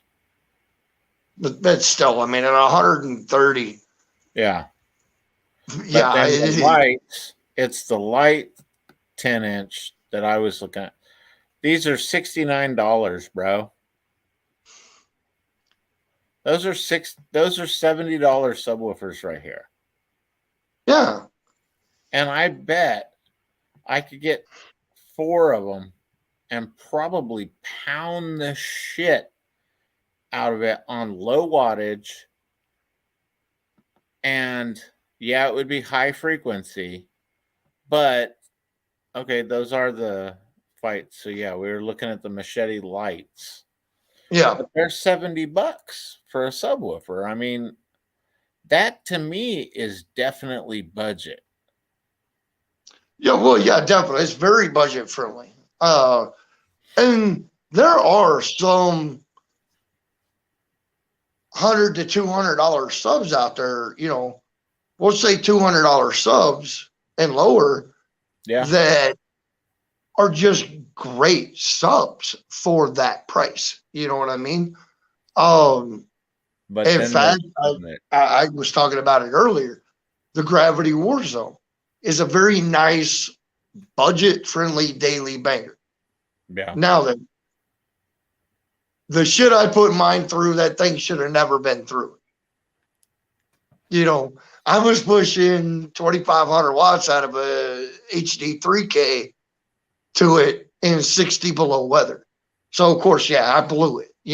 It's going to happen. But you have other brands out there like CT Sounds. You can get a Tropo for what is it, $100. It's a 600 watt RMS sub. You put it on the right amp and the right box, it'll shake the living shit out of your car, you know. Yep. In fact, there's some videos out on my channel of a single tropo, and I was only having some of the videos that I had on it. I think they was when I had them on a Pyramid Arctic Series 1000 watt Ford channel. You know, Yeah. I wasn't getting 1,000 watts. I was lucky to get 250 out of it, but still, that $100 budget banger was doing more on 200 watts than other subs at 4 times that amount was doing, you know. Yeah. Now then, would I sit down and try to, well, I did overpower the shit out of it, but if I wanted to do like a big budget, well, quote unquote budget, say I want to do 6 of them, I would be able to do that and still very low power.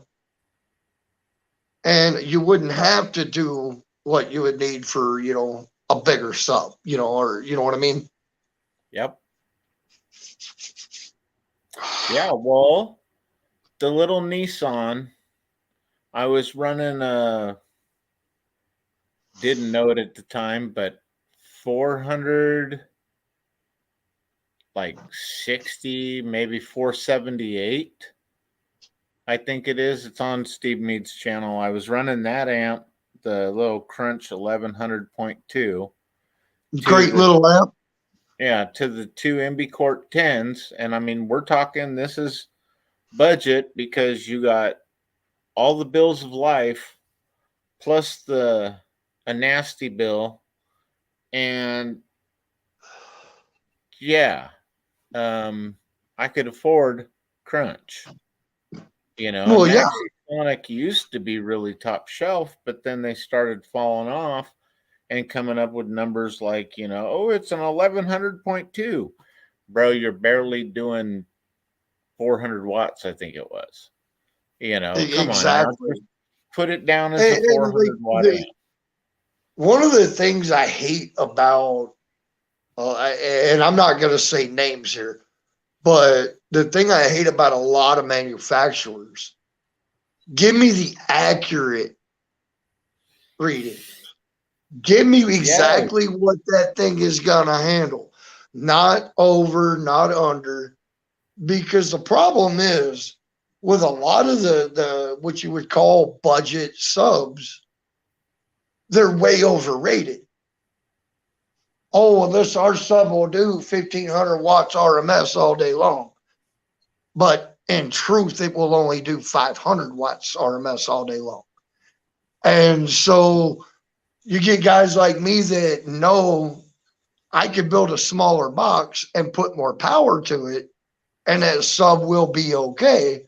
But when that sub, in truth, only handles 600 watts, and you crank that amp up to 2,000 watts, that sub's going to go bye-bye, and it's going to go bye-bye quick because it's not going to handle it. And it's the same thing with amps. You know, you get guys out there, oh, I just bought, you know, a 10,000 watt amp.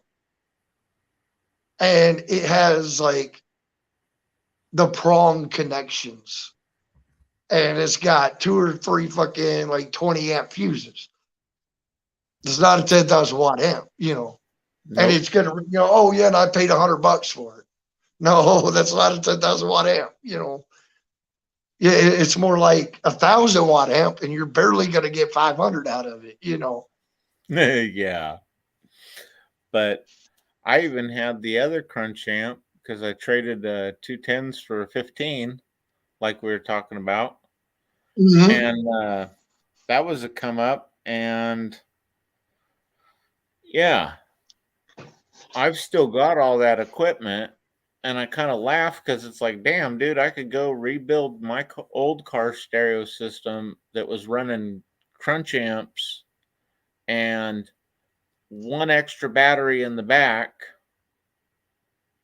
I hate saying this, but stock alternator and Well, I can't say nothing bad about that.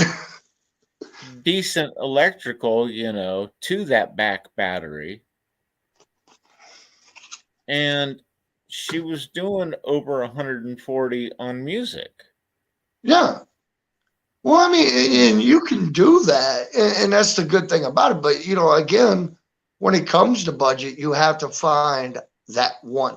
That you got to find that right combination. You know what I mean? And Yeah. I love Crunch as far as what I call entry level or budget. Crunch, Planet Audio, for subs, probably Audio Pipe. So you're talking, you could get 140 for what, $300 or $400, and a lot of those budget friendly amps or entry level amps, you really don't have to upgrade your alternator. It just, well, of course, it does depend on the wattage as well, but throw an extra battery in the back and run an O gauge back to it, but do the decent electrical. Yeah. My biggest pet peeve in the industry is I see, and it's really what the younger generation, the newer up, the newer come uppers, and we did it too. Buy these big amps and then put fucking shitty electrical behind it, and then you see them, you'll see a video of them for a month later. Oh, this such and such amp, it's garbage. That brand's garbage. No, your electrical system's garbage. That's why you blew your amp.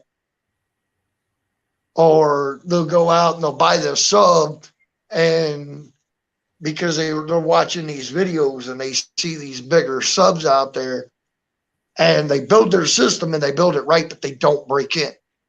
They'll go out, you'll go full tilt on the amp, go all the way to the right and watch the sub smoke, and then start bashing the brand. Yep. When you're putting that much power, and those subs are meant to handle that and more, but you don't break them in, it could cause some damage. Oh yeah. What's crazy though is watching, doing the actual break-ins. Like when I broke in the one thing I messed up on breaking in the Super Sport, because in all honesty, yes, I have two Machete M15 Super Sport D2s, so I could drop them down to 1 ohm each and hook them up to a 2,000 watt amp each. Well, I got the Crescendo amps in, and because that's what I was going to hook to them first. And I was like, well, heck, I'll just hook, one of them up and break it in and throw it in this box. And so I threw it in a box that was good for a 500 watt sub, not a 1,300 watt sub. And what did it do? Oh, it ripped the port apart. As I'm watching. Oh yeah, it'll blow function really quick. Yeah, as it's just sitting there flexing, and I was playing Ryan Upchurch, Ghost, and it was like, dude, what the hell? Look at this thing move. And just sitting there, just dying laughing. Because, what's up, Big Matt? And, I was going to say hi to everybody that came in. Mike's talking about street racing on the TV and car audio on the phone. Hell of a Monday night. Hell yeah. But yeah, and that's another thing is your box, and I see a lot of mistakes, and I'm going to call them mistakes because it's stuff that we learned coming through, throughout the years, what to use, what not to use, stuff like that. But me personally, when I build a box, I don't care if it's for a 15, I don't care if it's for a 10,000 watt sub or 100 watt, 6.5. I'm going to build it the same way. I want that box indestructible, and you get a lot of people that, they really don't know what to use, what wood's better, what wood will, rip apart, what's going to sound better, stuff like that. In fact, up to 2 years ago, I had never used anything but MDF or Plexi. And now I won't go back to MDF. I will. I like my birch. The only reason why I mess with MDF, and everybody, y'all can laugh at me, whatever, do the math. If you are going to experiment with a new design, nothing, no rounded, we're not talking any type of kerfing, but just standard, angles that you can do. Slot port or arrow port, something like that. Doesn't even matter. You're going to play with anything, especially if you're doing something like a slot port where you can build the port out of MDF versus building it out of birch to find out, is it going to sound right? Is it going to work? Because you can always build one out of MDF, take it out, build it out of birch, put it in there, know that the tuning's going to be different, but it still showed you it worked. Well, yeah, MDF versus birch, to me, and I'm going to say just to me, I could tell a difference in the sound out of a MDF box versus a birch box. Now, why I won't use MDF anymore is strictly for one reason and one reason only: the weight. Yeah. With my setup, the way I have mine, I would have never been able to build that box out of MDF and not have to upgrade my suspension. Because with everything in my trunk, I have almost 800 pounds just in my trunk. Now, you take that box out and you put an MDF box back there, it goes from 800 pounds to almost 1,300 pounds. Yeah. So driving down the road, all I'm thinking of, I'm feeling like Sir Mix-a-Lot. My hoopty's sagging, tailpipe's dragging, upgrade my suspension anymore. I'm past doing all that shit. But so using the birch, it's a lot lighter. Yeah. I like the sound of the birch. It's a little cleaner, It's not as abrupt. You know what I mean? Like the bass out of especially a higher hertz bass out of MDF, to me, is always like, it's right there in your face immediately. And certain songs just don't sound good that way versus birch, where it's smoother. You know what I mean? Yeah. And again, that's just my opinion.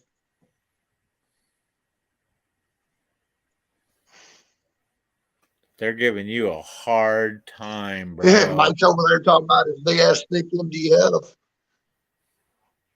Mike's we're gonna have to change his name from Boombox Mike to Mighty Mouse.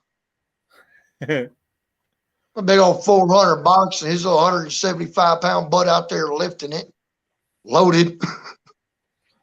See, and that's one thing that I kind of laugh, because I've always built my own stuff, and I started doing boxes in '88 for the house, but I was always, and that's what's kind of funny, is I think honestly, having the experience in learning about home audio and the different styles of boxes and kind of taking it in, because at the time there was nobody telling us don't use home audio style systems, box enclosures in your vehicles, per se, except that, okay, hey, here's a sealed or a ported box. you know. Other than that, you weren't really getting much into it when I was getting into car audio. So when I started Well, getting yeah, I interested, mean, the late 80s, early 90s, yeah, late 80s, early 90s, it was trial and error at its finest because yes, we didn't know how to do, you know, we didn't have the older guys to look to like they do now. Like, back then, finding somebody with 25, 30 years experience in the hobby, there was nobody that had that much experience. You know, we didn't have the knowledge. Okay, let's try. Okay, let's go to aeroport. All right. We didn't have aeroports. nope, We didn't know how to do the math enough to tune everything. So a lot of times we did sealed boxes, or we would pull Daddy's, tower box out of the house and stuff it in the trunk. And yeah, a lot of the times they sounded like wet farts, but they were loud. It yeah, was new, yep, versus now you drive by somebody, and I'm guilty of it too. I'll drive by somebody and their system, yeah, oh yeah, it's loud and it's shaking, but it sounds like a wet fart. And I'm sitting there, I'll just shake my head, like, really? Learn. But back then, we were doing it thinking that was something because we didn't know any better. yep, It wasn't like it is now where, okay, so I got this box with this, or this sub that requires this tuning and this cubic feet.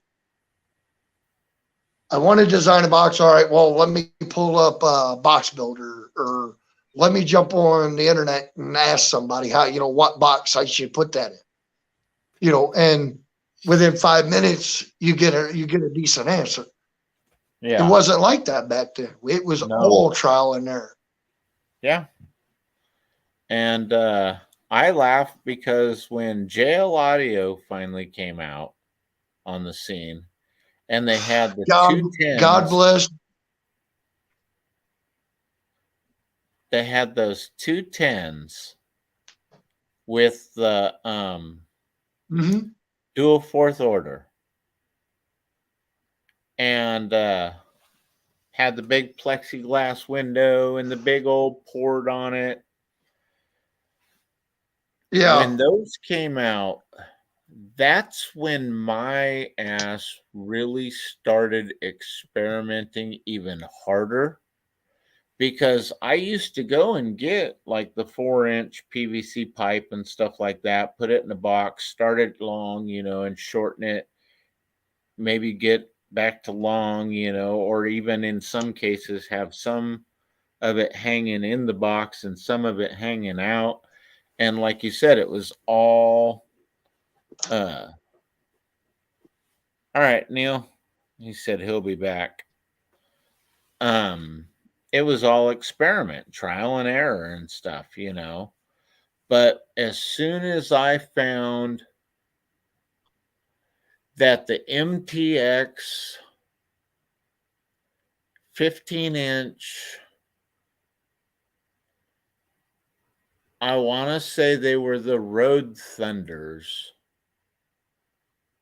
Bro, you put one of those in a small, and I don't even remember the cubic footage, but you put it in a small enough cubic foot and then get a really large cubic foot side, like Mm-hmm. literally where I think it was like maybe 2 cubes at the most, 2.5 at the extreme most on the sealed side, with about shit, basically the rest of the Biscayne trunk to be the other side with a slot port uh firing into the back seat right there. dude, that shit Yeah. hits so hard by that one single 15 on running it mono on the amp, which I ended up burning up the amp that I had for it. But that thing hit so much harder than when I had the 215s in this box, that dual fourth order, like Sundown made, or JL Audio made them in. And let's see, it's just to be. I always liked experimenting with boxes. Yeah, I got an argument. Just even now, I do what now? I got in an argument with one of my favorite subs.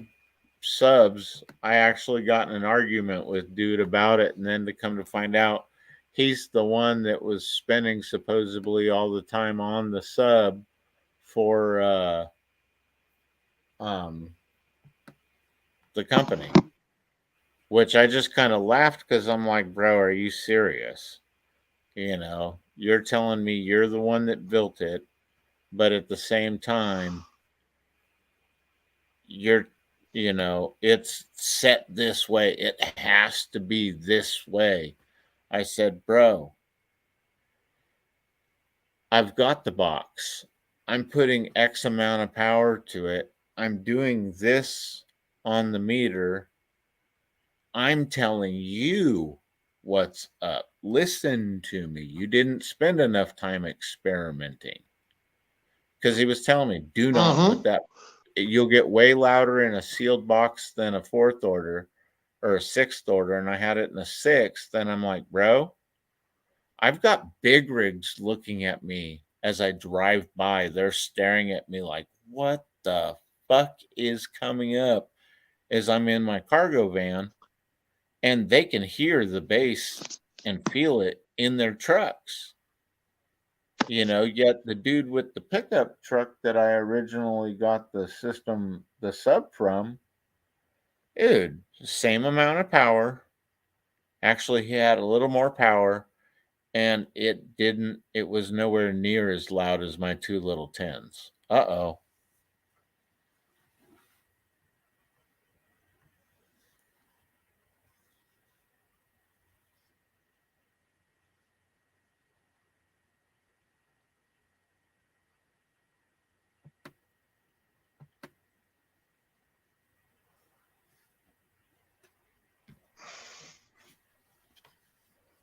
All right. I think we have some technical difficulties.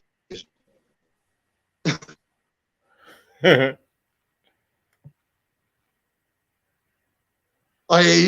didn't catch anything for like the past 3 minutes. It was all garbled and robotic.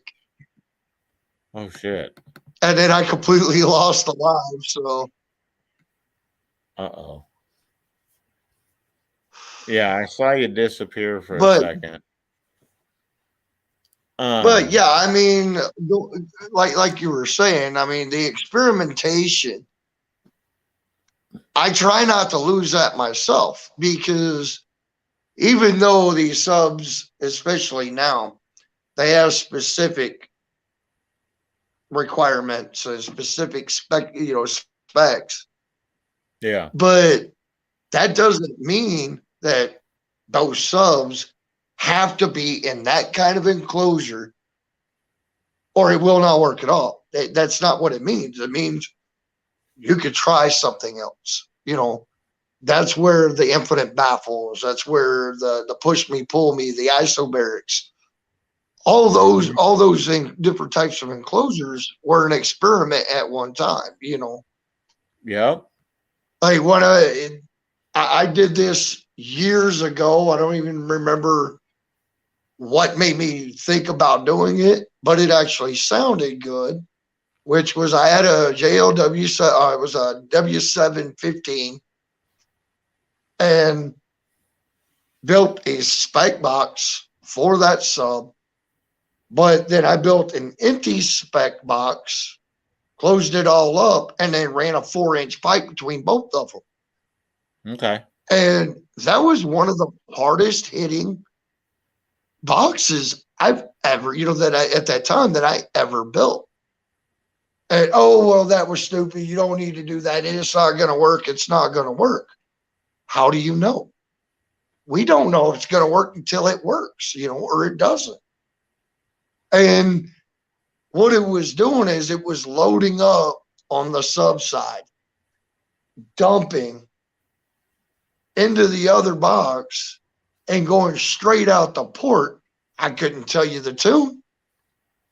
I could also tell you that I needed to weld my damn trunk arms back on the trunk, because it didn't just take the bolts loose. It broke them. Yeah. And to have them coming out of 112 was amazing. Yeah, it was a high power 12. All the W7s back in the days, you had to have an amp behind it. But yeah, it was a high power 12. But that 12 was hitting as hard as 2 other 12s. I don't know if I would change that box, do that box design again, because I'm afraid I would blow my speaker. But it was a good trial and error, Yeah.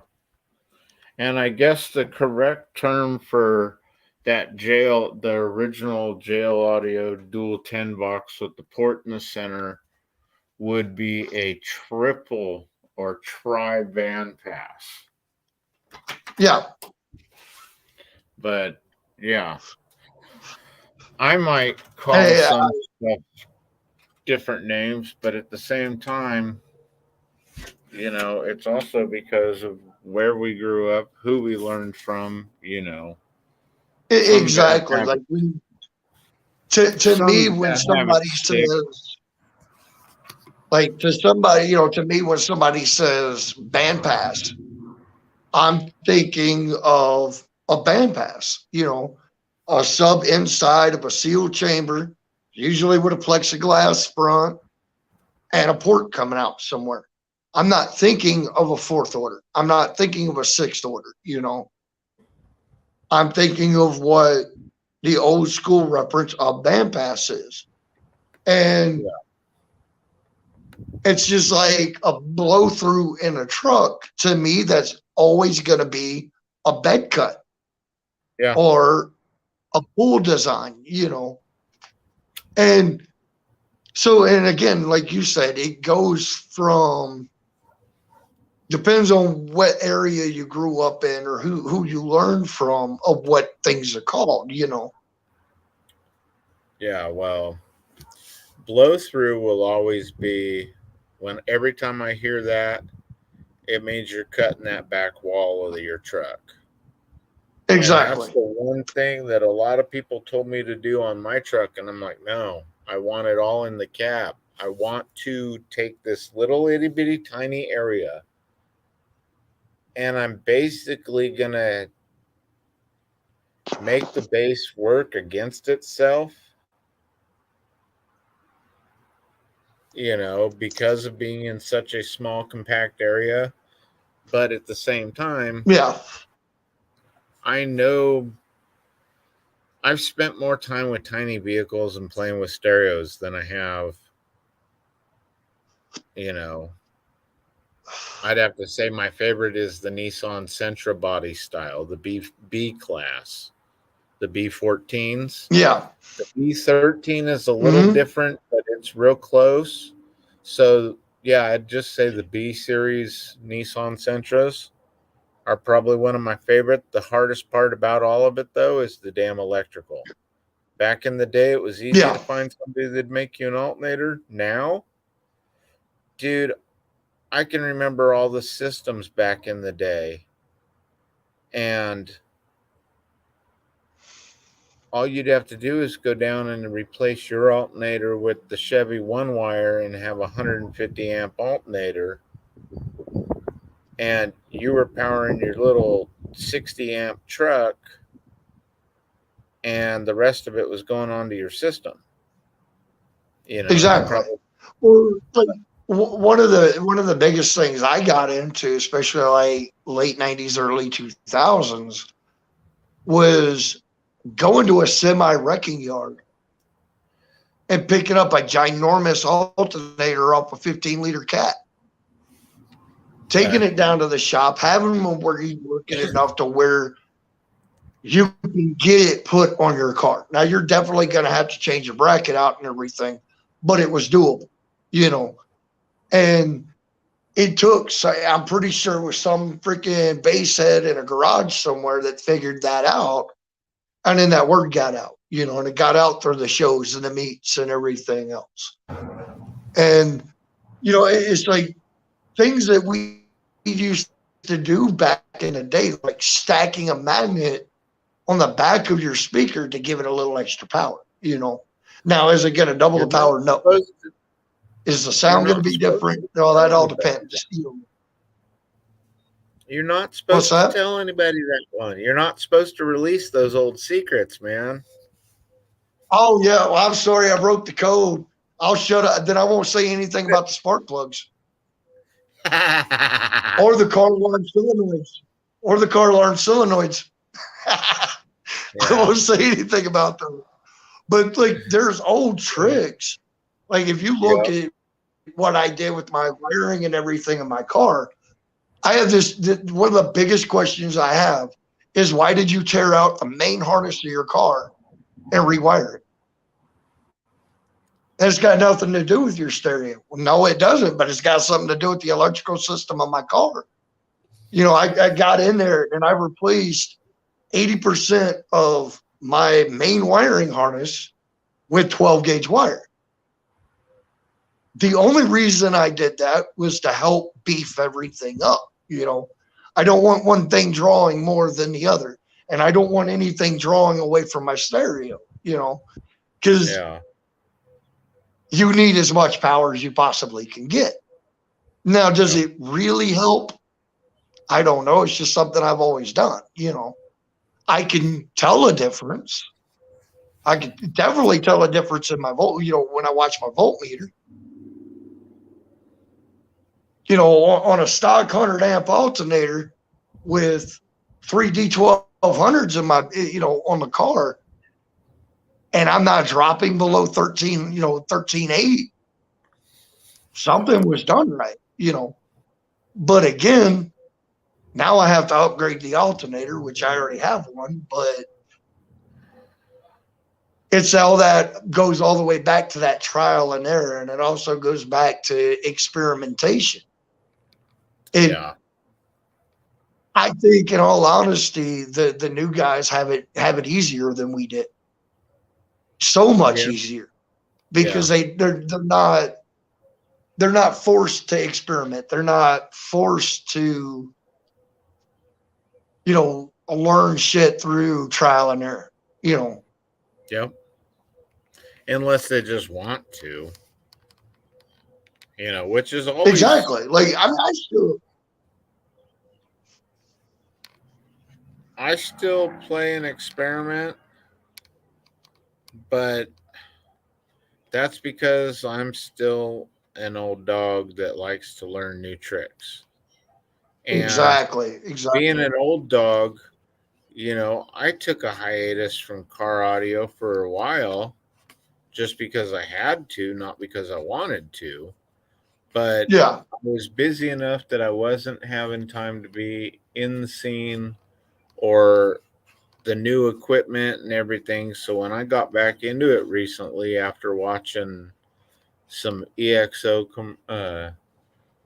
videos and then seeing JP and Death Bonts and stuff like that, and when I saw Death Bonts, I was like, oh shit, what is this? You know, and they were showing off the Super Sport. It's like, I want one of those. Hey, I can afford one of those. I can afford 2 of them. Let's do it. Exactly. You know, and then I was like, okay. And I built my system purposely around the subs. You know, everybody's been giving me a bad time, and Mike would really love for me to just say, hey, the truck's going to lithium LTO cells, and I'm giving away my D7500 XS dual excess power batteries to the Fuck Mike, I got dibs. to the 120th subscriber, Mike could make those extra accounts just to get that 120. I damn sure would too. The issue was I wouldn't have any room for them. Dude, the reason why I went with them was because it was not a room issue because of the truck.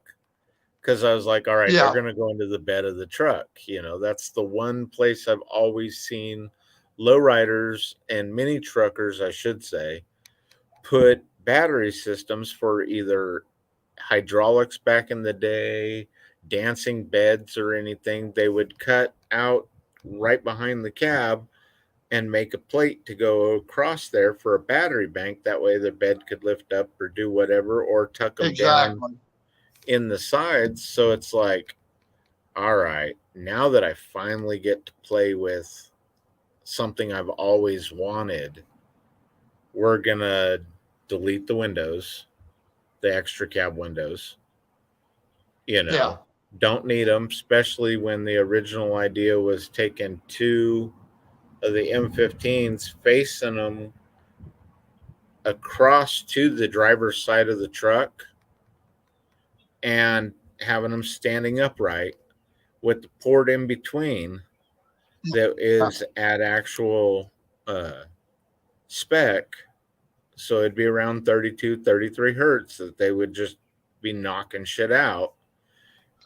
But then that longer wall to wall it and leave, you know, a port, whether it be this big or, you know, the whole width of the back seat, you know, would be however it tuned. But then I started playing with the sixth order again and was like, you know what, that's a sixth order, but I think I want to go back to the band pass. You know, I really like a sixth order band pass. Yeah. Yeah, see that? Mike said, I'd send you my V1200s. I'll take your 1200s because I know they'll fit. My issue is like I think I sent you the pictures of how everything's set up now. I have no room in my truck. I have no room for anything else. And originally, my original plan was, but when this was before measuring and everything, I wanted 4 D3400s under, you know, in my trunk. And I'm looking at them like, yeah, that's not gonna fit. Even if I tried to float them on top of each other, they weren't gonna fit. And now the D1200s barely fit, you know, especially with the 70s shag porn fucking fur I got in the trunk.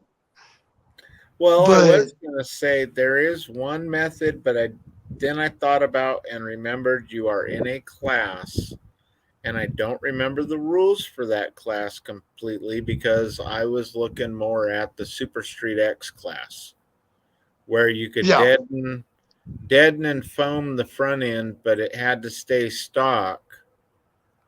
And anything from the B pillar back, you could do whatever the hell you wanted to. And well, what I understand about street class and street trunk, and it's just kind of from what I've read and what I've kind of gathered, you can run sound deadener throughout the car, but you cannot permanently modify the car. Like, can't cut into the body panels, can't use foam, stuff like that. The box has to be covered. It has to appear stock from inside the cab. Yeah.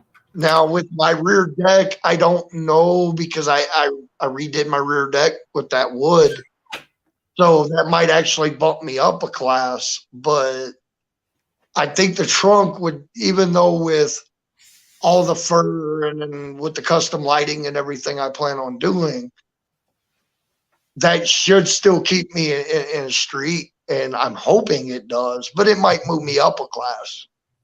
Yeah. But with the numbers that I plan on trying to hit, I don't think I'm going to have a problem. You know what I mean?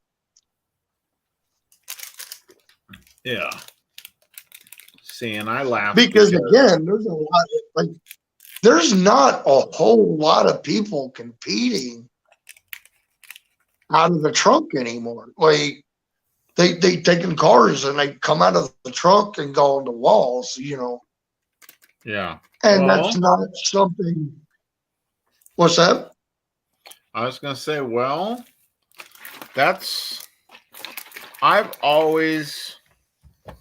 I was one of those people, let's just throw it in the back seat because we'll have just the front seat, the two of us can cruise around, one of us can jump in another ride and cruise around for the evening, something, and trade out people or whatever, It was never. Well, I think the Biscayne was the only trunk build I'd ever done, and I hated what it did to my trunk. Oh because, yeah, it'll destroy a trunk. I mean, let's be honest.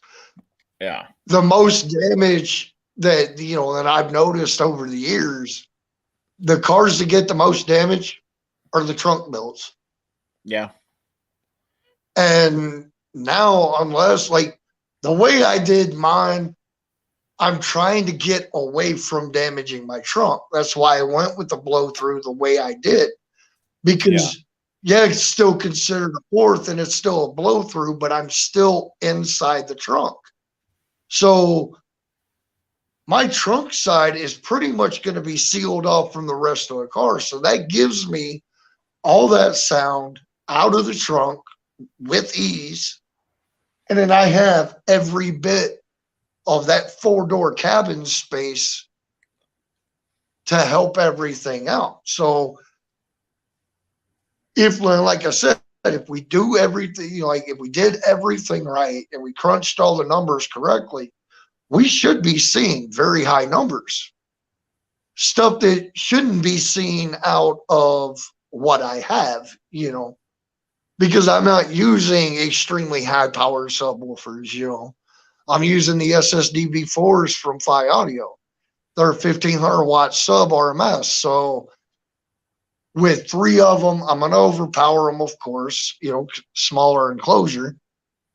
I'll throw about 6,000 watts to them and watch them dance, So I should be able to hit those higher numbers that I want. And yeah, you heard me right. 4,500 watt RMS called for, but yeah, they're going to get 6K. Well, I went with, for the truck, I went with that single 15, and it's a 950 watt RMS sub, supposedly. And I threw 1,500 at it in a full size enclosure, because it would be full size inverted enclosure is what I should specify, because if you took the low end off, that's exactly what you would have. Is the other half of that 6th order was to spec port, spec size. The other side was bigger, but it also had a port that was almost 3 times the length. Yeah. And where I messed up was playing too high, because then there was no back pressure anymore. And super power, I should have had it on like 20 playing at 46, because then it would have been about equal power as 50 at 46 or 55 at 46, which I only did. There was one time, because normally I'll play it 45 to 55 was my normal volumes on that build, but at the same time, that deck was cleaned to 60, but pushing it, dude, that little bastard came alive, but I never thought about taking numbers when I was pushing it to the full giving Yeah. it full tilt. I always did numbers like conservative, hey, what's it doing at 45 volume? Yeah. Because I got the box here. I can Well, play I with it. mean, And you would.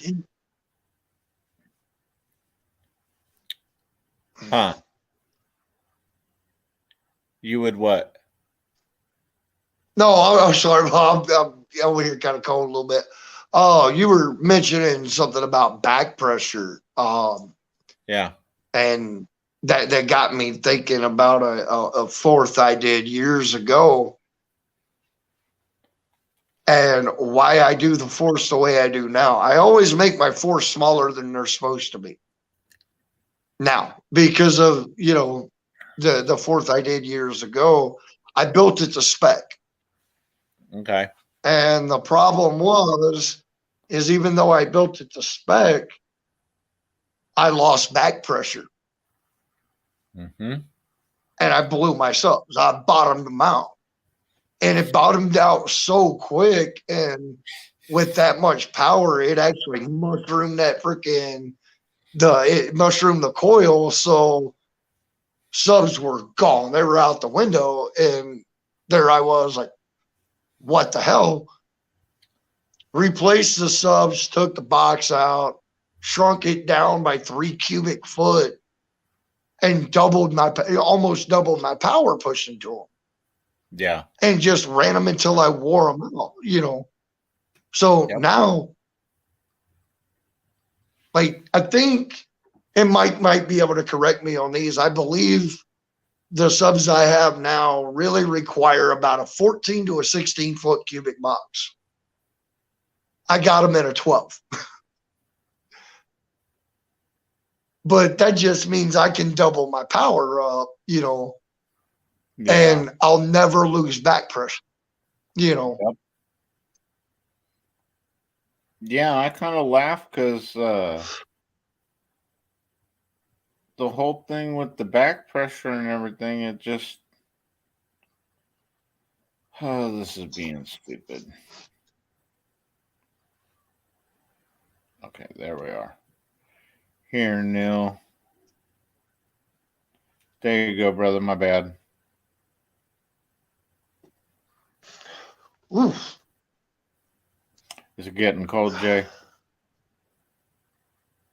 Oh, yeah. Well, gotta love Wisconsin spring. Dude, it's. Although Mike makes fun of me because I'll snow blow my driveway in freaking shorts and a hoodie. That's funny. And my neighbors love me because a couple of years ago I jumped on my sled with jeans and a t-shirt and rode my sled around in minus 40 for about 2 hours. That's even more funny. I like watching that shit, but I am one of those people that go to the snow to ski, and if it's warm, my ass is in shorts and a t-shirt or shorts and a sweatshirt. Oh yeah, definitely. Well, I mean, I don't know what the temp is right now. It's probably in the low 30s right now. I'm cold, but it's just because I'm standing still, I'm not moving around. Half the time when I come out to the garage and it's this jump, I'm out here in shorts and a t-shirt, But I grew up where it's 115 in the shade and 100% of humidity 10 months out of the year to up here where it gets cold. But I like the cold. I don't like to sweat my balls off. I like to freeze, Yeah, you're right. Because like I told you, you can always throw more clothes on, but you can't run around naked or past naked. You could run around naked, but I think law enforcement frown on that. Yeah. Well, you know what I mean. And if you're like me, ain't nobody want to see all that. So.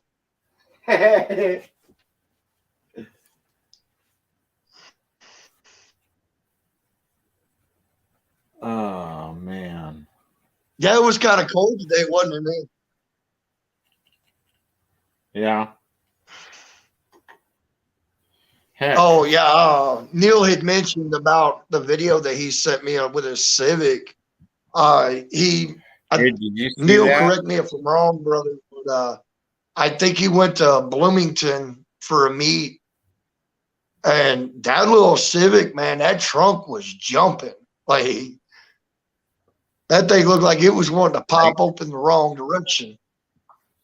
Yeah, I told Neil, I was like, bro, and I found out they took one of my favorite videos down on Instagram because they had this. Oh, I don't Honda. even like. They had this little Hyundai, and yeah, okay. So what? It said, I want to say it said Low Bass Brothers or something behind it, but dude, the roof on that thing was literally doing a wave like this, just, and you could see the back window just flexing. What actually broke was the roof. It ripped a hole in the roof a good 2.5, 3 inches long, right in the center. I was like, holy shit. You know?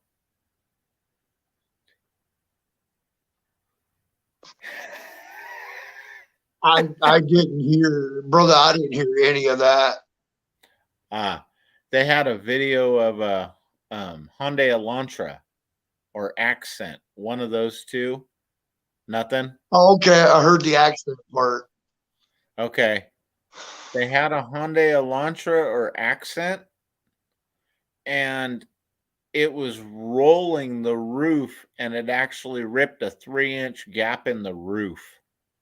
The back window. Oh yeah, I've been seeing a lot of videos of the roof ripping apart on, like, especially on TikTok, because of course it's everywhere there. But like, I think especially when you're going big in an SUV like that, or even trucks, because I've seen it happen in the trucks too. If you're going to go big like that, you have to start worrying about structure. Yeah.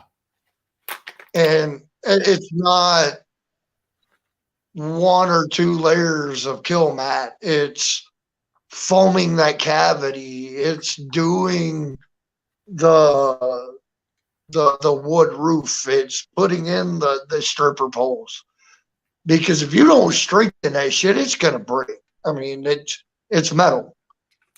Well, Metal starts moving, it starts heating up, and it starts getting weak. I would like to get a hold of one vehicle specifically from a person that's in here a lot, who is a very good friend of mine. And I would like to see, and I hate saying this live, but I'd like to see a cage in his ride just to see how much it would actually change. An actual steel cage. Yeah. And do the birch pockets and everything, feeling the holes and all that, and literally build it up and then have him do what he does best. You know? And I wonder what the difference would be. You know, how much different would it be? And that's why I told my one welder friend, because yeah, okay, I welded up my Nissan truck extra cab windows. When I deleted them, I used a RAV4 hood. How many times have I welded before that? That was my first time with the MIG welder. The only other time I've welded was farm shit with a stick welder. And it didn't matter how it looked or anything. So thanks to Roadie Fabrication, Jacob Roadie or Jacob Rhodes. Great mini trucker. Great dude, good company. If you own a Nissan hardbody or a Pathfinder and want some custom stuff, yeah, he knows how to do that kind of stuff, you know. So he just told me, hey, bro, when it's your first time, just start doing just little spots, because you're using such thin metal, and it's going to be a million Mm-hmm. little spots, but it'll hold. And he goes, so what are you doing after he told me all this, and here I am welding up my extra cab windows, and I send him a picture, and he's all, what? And I was like, yeah, I saw this truck, and I showed him the mini truck from down in LA area in SoCal from Envious Minis. And a dude got you remember the peanut butter like rag tops, cloth tops that they were doing in the early 90s on like the Mustang, Yeah. or they'd change over from the Yeah, I vinyl had it top on. on. I had it on an '83. I had it on an '83 Tornado. Okay. Yeah, versus the vinyl top. Well, Yeah, dude did the whole extra cab and the roof like that, and then did the whole snug top back with it. oh wow. And that shit looked so clean, and I was like, oh, dude, get me pictures inside his truck. Does he have a system? And my buddy's like, yeah, he's got 612s. I was like, all right, I need a picture of his electrical. And he's like, what the hell? Why? And I said, because I want to see how he's doing it. Well, I found out how he was doing it, and it's like, Right? okay, that's not going to work for me, because I found out those 612s are the old Jensen, the old school Jensens with the flat voice coil or flat cone that they have for them, the dust cap. Yeah, I remember those. And like Jensen XL or something like that. And he had it on Yeah, I some can't remember the series name. yeah, but he had them on a Jensen amp and everything, and it wasn't really that much power, but he was running a Chevy one wire alternator for it, and it's like, all right, that gives me an option. So now that I've actually added powered front acoustics to the truck, I'm gonna go get a Chevy one wire alternator, and then I will have the subs the sub ran off like it originally was set up on those D7500s, and a 2K instead of 1500. Yeah. So Yeah, you were talking about the steel cages and stuff. I've got a '01 Grand Marquis out here that I really wanted at one time. I really wanted to do that as a Burt car, pure SPL. yeah, And I'm sitting here, I'm calling a buddy of mine back home that hell of a damn welder, hell of a body man. And I figure he's a guy I could trust to send my car down and have him do all this. And I'm yeah, telling him what I'm wanting and everything else. And the only thing in that car I wanted was a driver's seat. I want an aluminum driver's seat. That's it. okay, Something I could quickly remove, whatever. And he's like, why do you need a steel cage in a Grand Marquis? He's like, we trying to go to a derby? I'm like, no, man. I was like, the steel cage I want it at a 1-inch tubing, and I want 6-inch squares all the way through it. I'm gonna put wood in there, and then I'm gonna shoot foam and everything else. He's like, are you trying to? Are you worried about a drive-by? No. But this is what I want to do, and this is how I want to do it. And he's the whole thing like, I mean, I can do it, but I'm not understanding the concept. The yeah, concept is remove all the glass. The only glass I wanted it in that car was the windshield.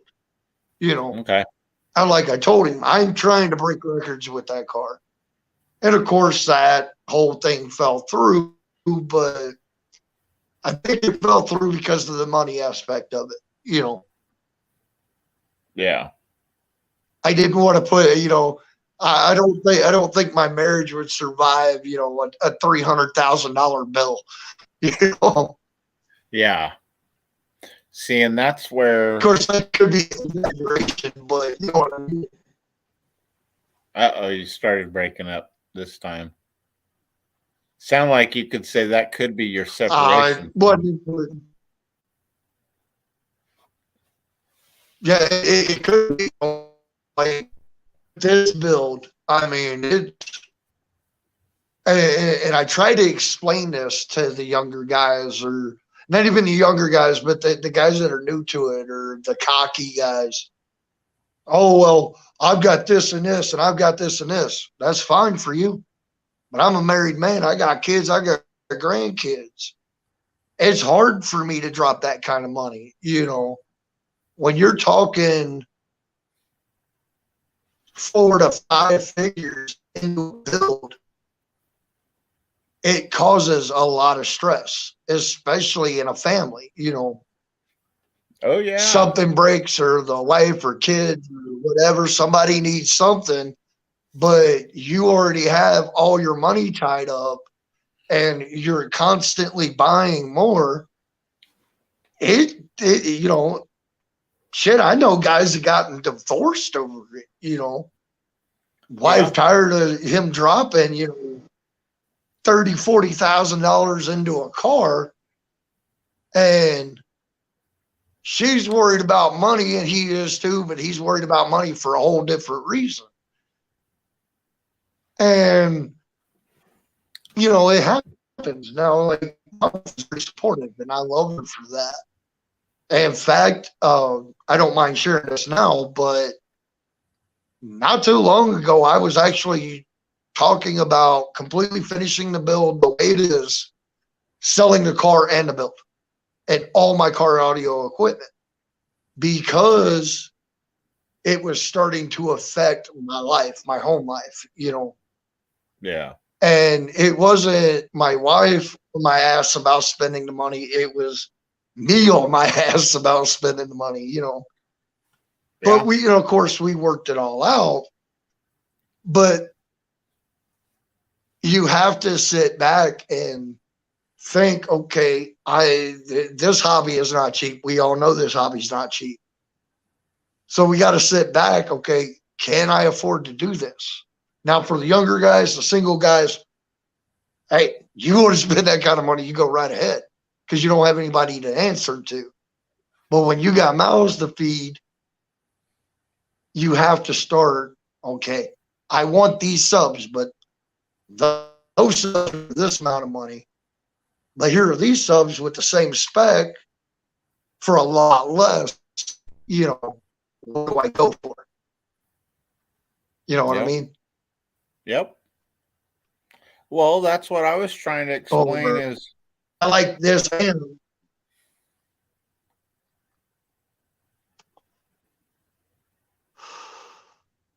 it's just like you broke up again. Sound like you said you like this, and then all of a sudden you were smoking. Oh, go! It's fine. I was pretty much finished. But like you just brought up, though, some of the specs and everything. If you know you're gonna go down low, wouldn't you try, and part of your picking a subwoofer, wouldn't you go and look for something like a sub that plays 30 hertz or 32 hertz? You're breaking up. Damn. What I was saying was, for me, since I want to play low, I go and I got to look for the lowest playing frequency sub, and it makes it easier for what I want to use it for versus using a sub that its resonant frequency is 48 hertz, Yeah. or even 38 versus 32, you know. And then I've got to Yeah. look at space Well, like, for in the truck. You know, you got space unless you want to throw those 2 excess power batteries either underneath the side front 2 panels or throw them in the extra cab, which I don't really want lead acid batteries rolling around with me in the cab with me. But then I could put a box, you know, and blow it through the back window, you know, and just put a yeah. camper shell on it. But at the same time, I don't want to do that unless I'm building something like the 1992 mini truck national champion, where the whole bed. Well, I didn't hear anything. Kind of broke up pretty bad there for a minute. Okay, well, I was saying if I think wanted, I think it's probably on my end. okay, but wanting to do the 92 build, you know, mini truck national build where it was, you know, a bunch of mixed speakers in the bed of the truck, no camper shell, and dude brought it out just to shows where he's cruising around with the top chopped off and got the stereo system up, like something Yeah. you'd see on La Tigra, I think is what it was. Or Bunny and La Tigra, we like Yeah. the cars to go boom. Something Mm-hmm. like that. If Something you like Kid had, and Play would drive. you know, but if I was going for something like that, that's one thing. But I was thinking more originally for building that truck as an SPL truck with a little bit of demo on the side. But then now it's more, I'm going to play Infosonic, even though ISPLL is nowhere near out here.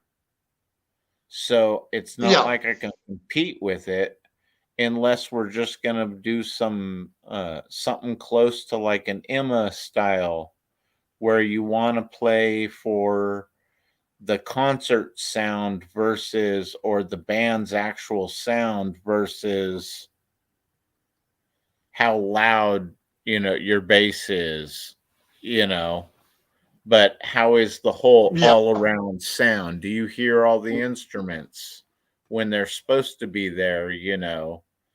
Is there something missing? Is there Well, yeah.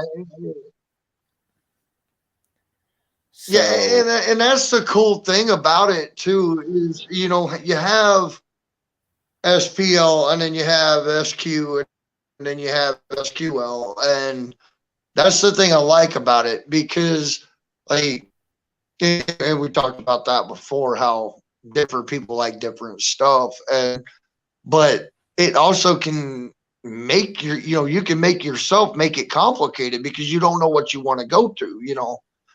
You could start out, okay, well, I'm going to start out with an SQ or an SPL build. But, okay, can I compete with the SPL build? right. Or, okay, SQ, well, can I compete with that? It just depends on what's around if you're planning on competing.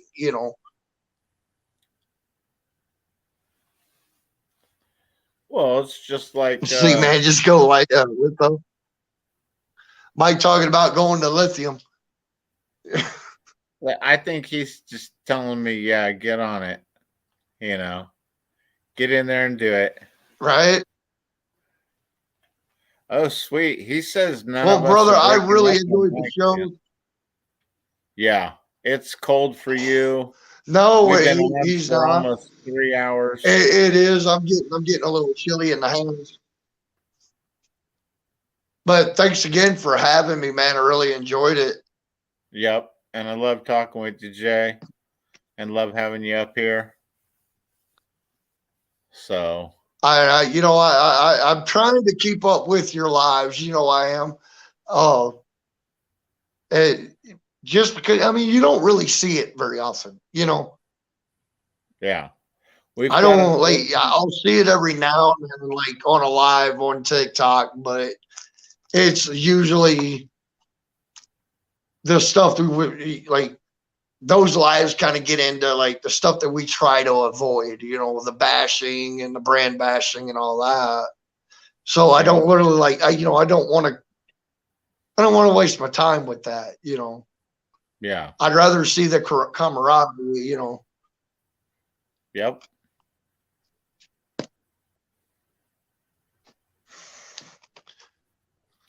That Yep. my laptop Good. just died, so. All right, brother. Yep. This is the longest All right, one. brother. Again, thanks for having me. Yep. Not a problem, brother. Have a good Almost night. 3 hours. Yeah. Tomorrow night, if you're not working or anything, I think you are working tomorrow. Do what now? You were breaking up. Are you working tomorrow? No. Okay. Tomorrow nights, for everybody that's in here, tomorrow night we are having open panel where I will be putting the link to the panel at the top of the chat so everybody will see it because it'll be pinned there. And yeah, then we can all get up here and talk, and it's open so we can discuss builds, we can discuss wiring. Anybody's got any questions, you know, we can toss it around and stuff. So Can we talk Mike into sound editing? yeah, we could. That's the one thing I'd like to run around. I can't see the chat, but Mike, buddy, you know I got to give you shit for that one. Yeah, well, I'll say this: we can always. That's one of my things. I'd like to run around to a lot of the systems around here and put sound deadener in certain spots and be like, "Thank you. It's not for your music, but it's for my ears." Exactly. Well, I see a lot of, you know, I'll see a lot of like build videos and stuff, and it's like there's a lot of things that you know, there's a lot of systems that I want to go up to and slap some fuses on, you know, Yeah, well, or it's just like go me with out the and fucking deadener. buy them new wiring because you know, they're using crap wiring. Yeah. Yeah, I helped. I gave Rick some of my wire, but I told him because of the amp load, I wasn't worried for anything happening to the wire, like catching on fire, getting too hot, or anything, because he wasn't really pulling that much power and it's not that far of a run. I said, but we Yeah. need to focus when we start building this to get a battery back there and looking at getting you another alternator and getting the amp all the way back into the trunk if that's where you want to keep it and run it like that for now. So you've got a 5-seater basically. It's really a 4-seater, but yeah. Yeah. You know, you've got a usable car. I said we've taken out what was in there was just baskets, no paper of some 6x9s in the rear deck. So we removed those. I said, there's where we're getting our air from, you know, as like a port, acting port. And we put Yeah. in front speakers that were decent. It got it really loud. And I told him I rather cut 2 panels or 2 spots for like 6x9s or something like that to put them in the rear panels since it's a 2-door instead of putting them on the rear visor. But then, like Yeah. you said, that would change it out of stock class. Exactly. And, you know, I mean, like I said, when I came to Mike, I was like, hey man, this is what I want to do. And we both started scratching our heads. That was the concept we came up with, because wanting to stay in that class, and then also wanting to keep my back seat, because I do have my grandchild, I do have my children, of course my kids are grown and gone, but we all like to, what happens if they want to get in the car and go for a ride, Now with the blow through like that, if somebody's in my back seat, I got to kill all the subs, because I'm basically just going to be firing into a sealed box with no way out, Dude, your last system. Huh? Your last system, did you have the back seat in it? Yeah. Yeah, the last system was the way the God. Dude, those mids and highs would have destroyed my ears sitting in the back seat. and I'm upgrading those. You were okay, yeah, you remember the last system. I'm keeping the mids and highs, but I'm doubling the power and I'm adding more. Oh Jesus. But the problem is, the problem I have with my mids and highs, I actually went and got my son one day, and he was sitting in the back seat, and he's like, Dad, turn it up. No. Dad, turn it up. No. Why not? My mids and highs will kill you. No. He's like, but I want to hear that boom. Oh, it booms. And I can boom it at lower level, but you don't want it full tilt. Give me full tilt. Give me full tilt. I gave him full tilt for about 5 minutes, maybe 10 minutes. I couldn't hear him. I finally feel his tap on my shoulder, and he's doing this. And he turns his head. He's got blood coming out of his damn ear. Yep. And I'm like, oh my golly. It's ear piercing in the front seat. I can't imagine how that back seat is, because the only time I'm in the back seat is when I'm working on something. Yeah. But, I like that loud screaming highs and mids, mainly because of the way those subs hit. When those subs hit low, it'll drown out most of it mids and highs. That's why I have 10 of them hooked in there right now. And I'm thinking about adding, let's see, 4, 6, 8, 10 more. Shit. Okay. Well, throughout the car. Yeah. Eventually, right now I've got 4 DS18 Pro GM6 6.5s in the rear deck, which you've seen. Yep. And the DS18 Pro TW120 Super Bullet Tweets in the rear deck. But I also have 2 more 6.5s in my rear doors. I've got the Gen X 4x6s in the front doors, but I want to add 2 compression horns underneath the dash.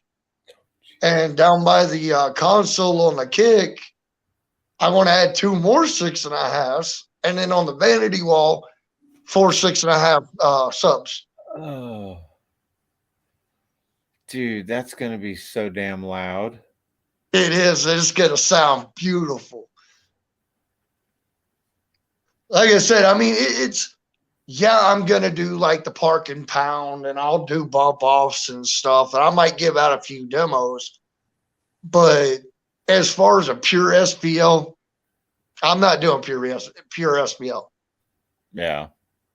I like to hear my music. So, and to me, pure SPL is just nothing but boom. And I don't want to hear that. I want to hear the music that I'm listening to, just at an extremely obnoxious level.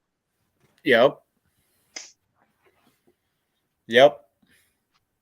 Seeing the older I've gotten, the more I've gone away from wanting to build SPL builds to want to build SQL builds. Yep.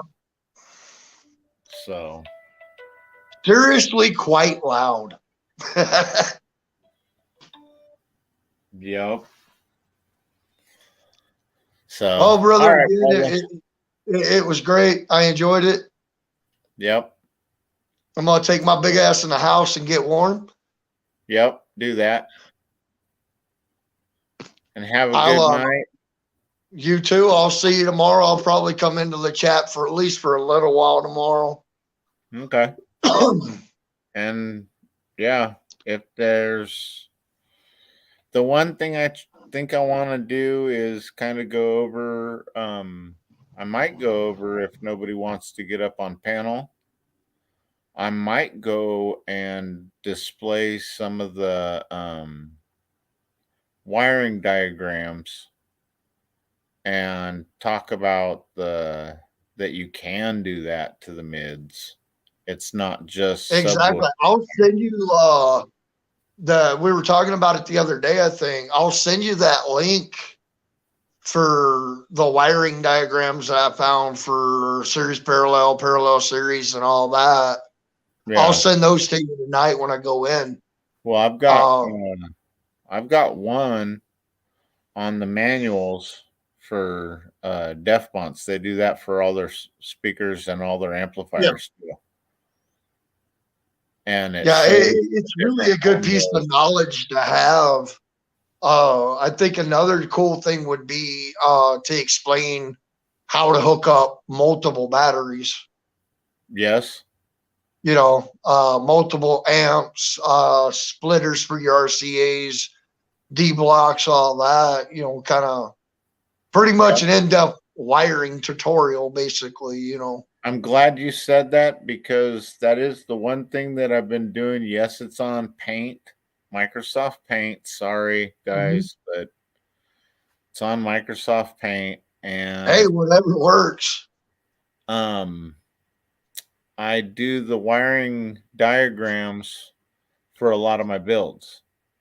Yeah. So I can figure out, you know, what I'm going to need, where's going what, and I can explain why I'm using what I'm using.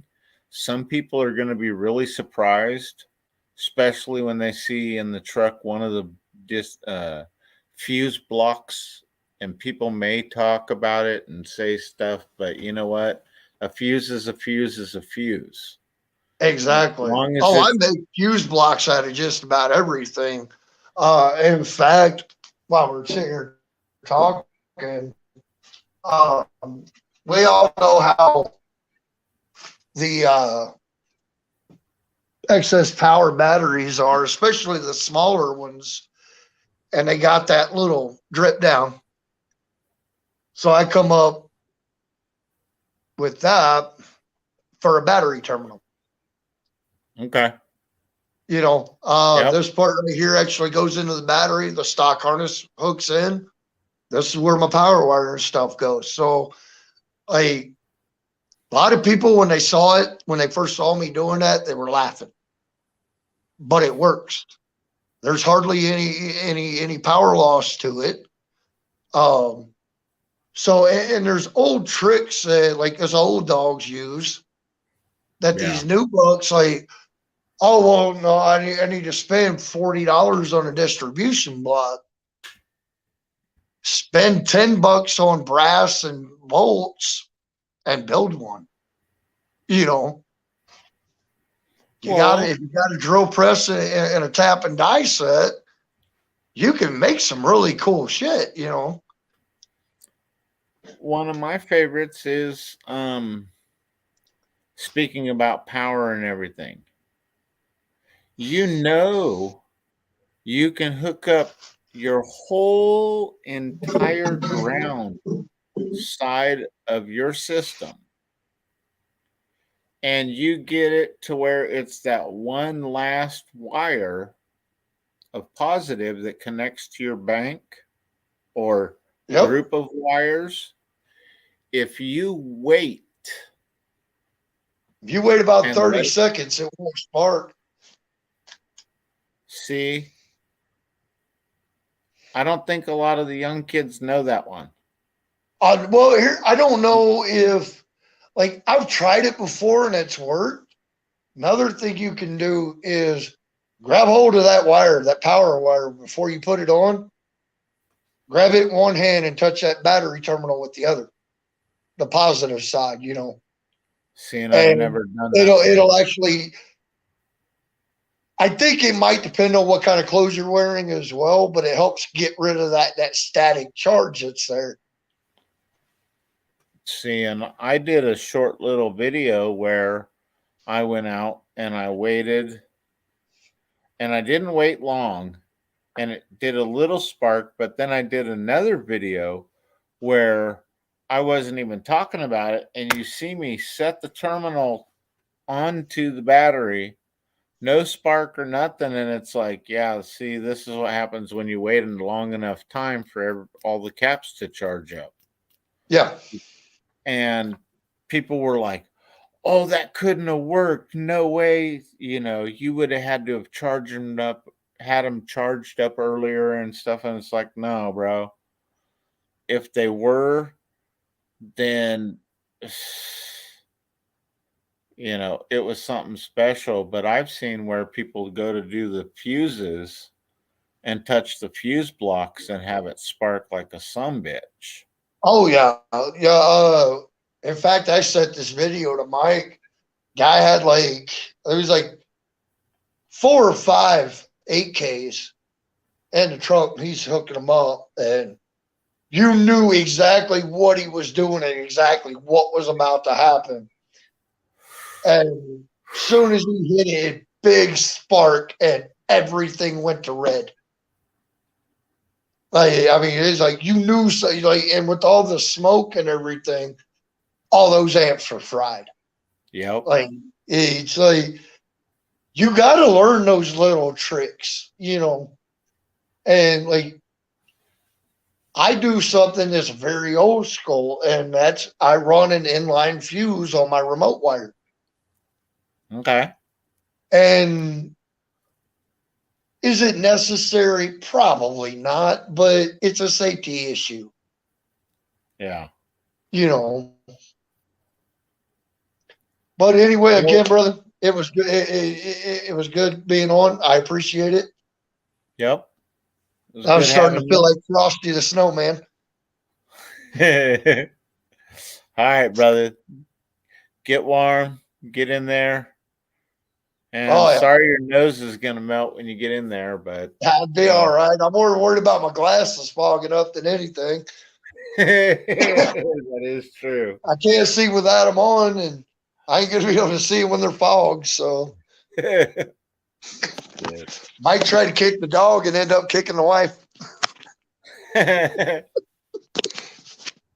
don't want to do that one. Exactly. So, all right, brother. I'll see you brother, later. Take care. All right. Later. Now, if I can see how to. Yep. All right, y'all. This has been the longest one on top of it, which is cool with me. I don't mind. I enjoy talking and everything. And thank all of you for coming in. I need to drop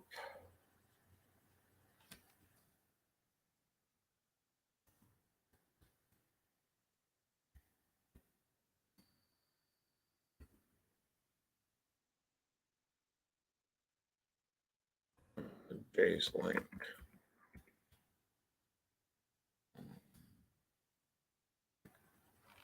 Which we didn't even play any of his videos. Sorry, guys. But that's okay. And it is in the link is in the description.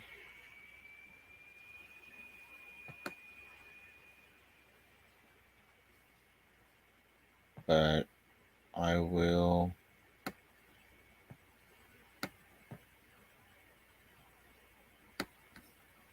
grab Jay's link and drop it in chat.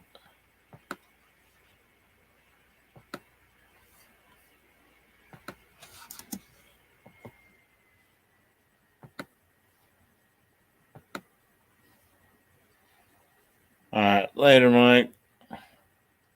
Have a good night, brother. And I'll see you tomorrow. about the same time. So, hope you all enjoyed. Thank you for coming in.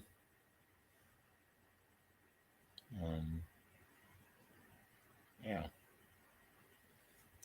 Have a good night. And in the famous words of James Ford, late. Peace. Have a good night, Miss Ashley. Thank you for being in here. I'll talk to y'all tomorrow. Thanks, Mike. Thanks, Neil. Thanks, Dobson. Thanks, Sunfish.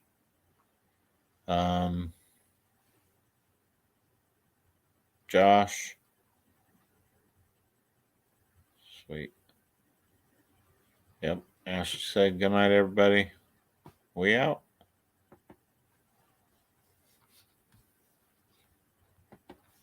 I should just leave and let it run.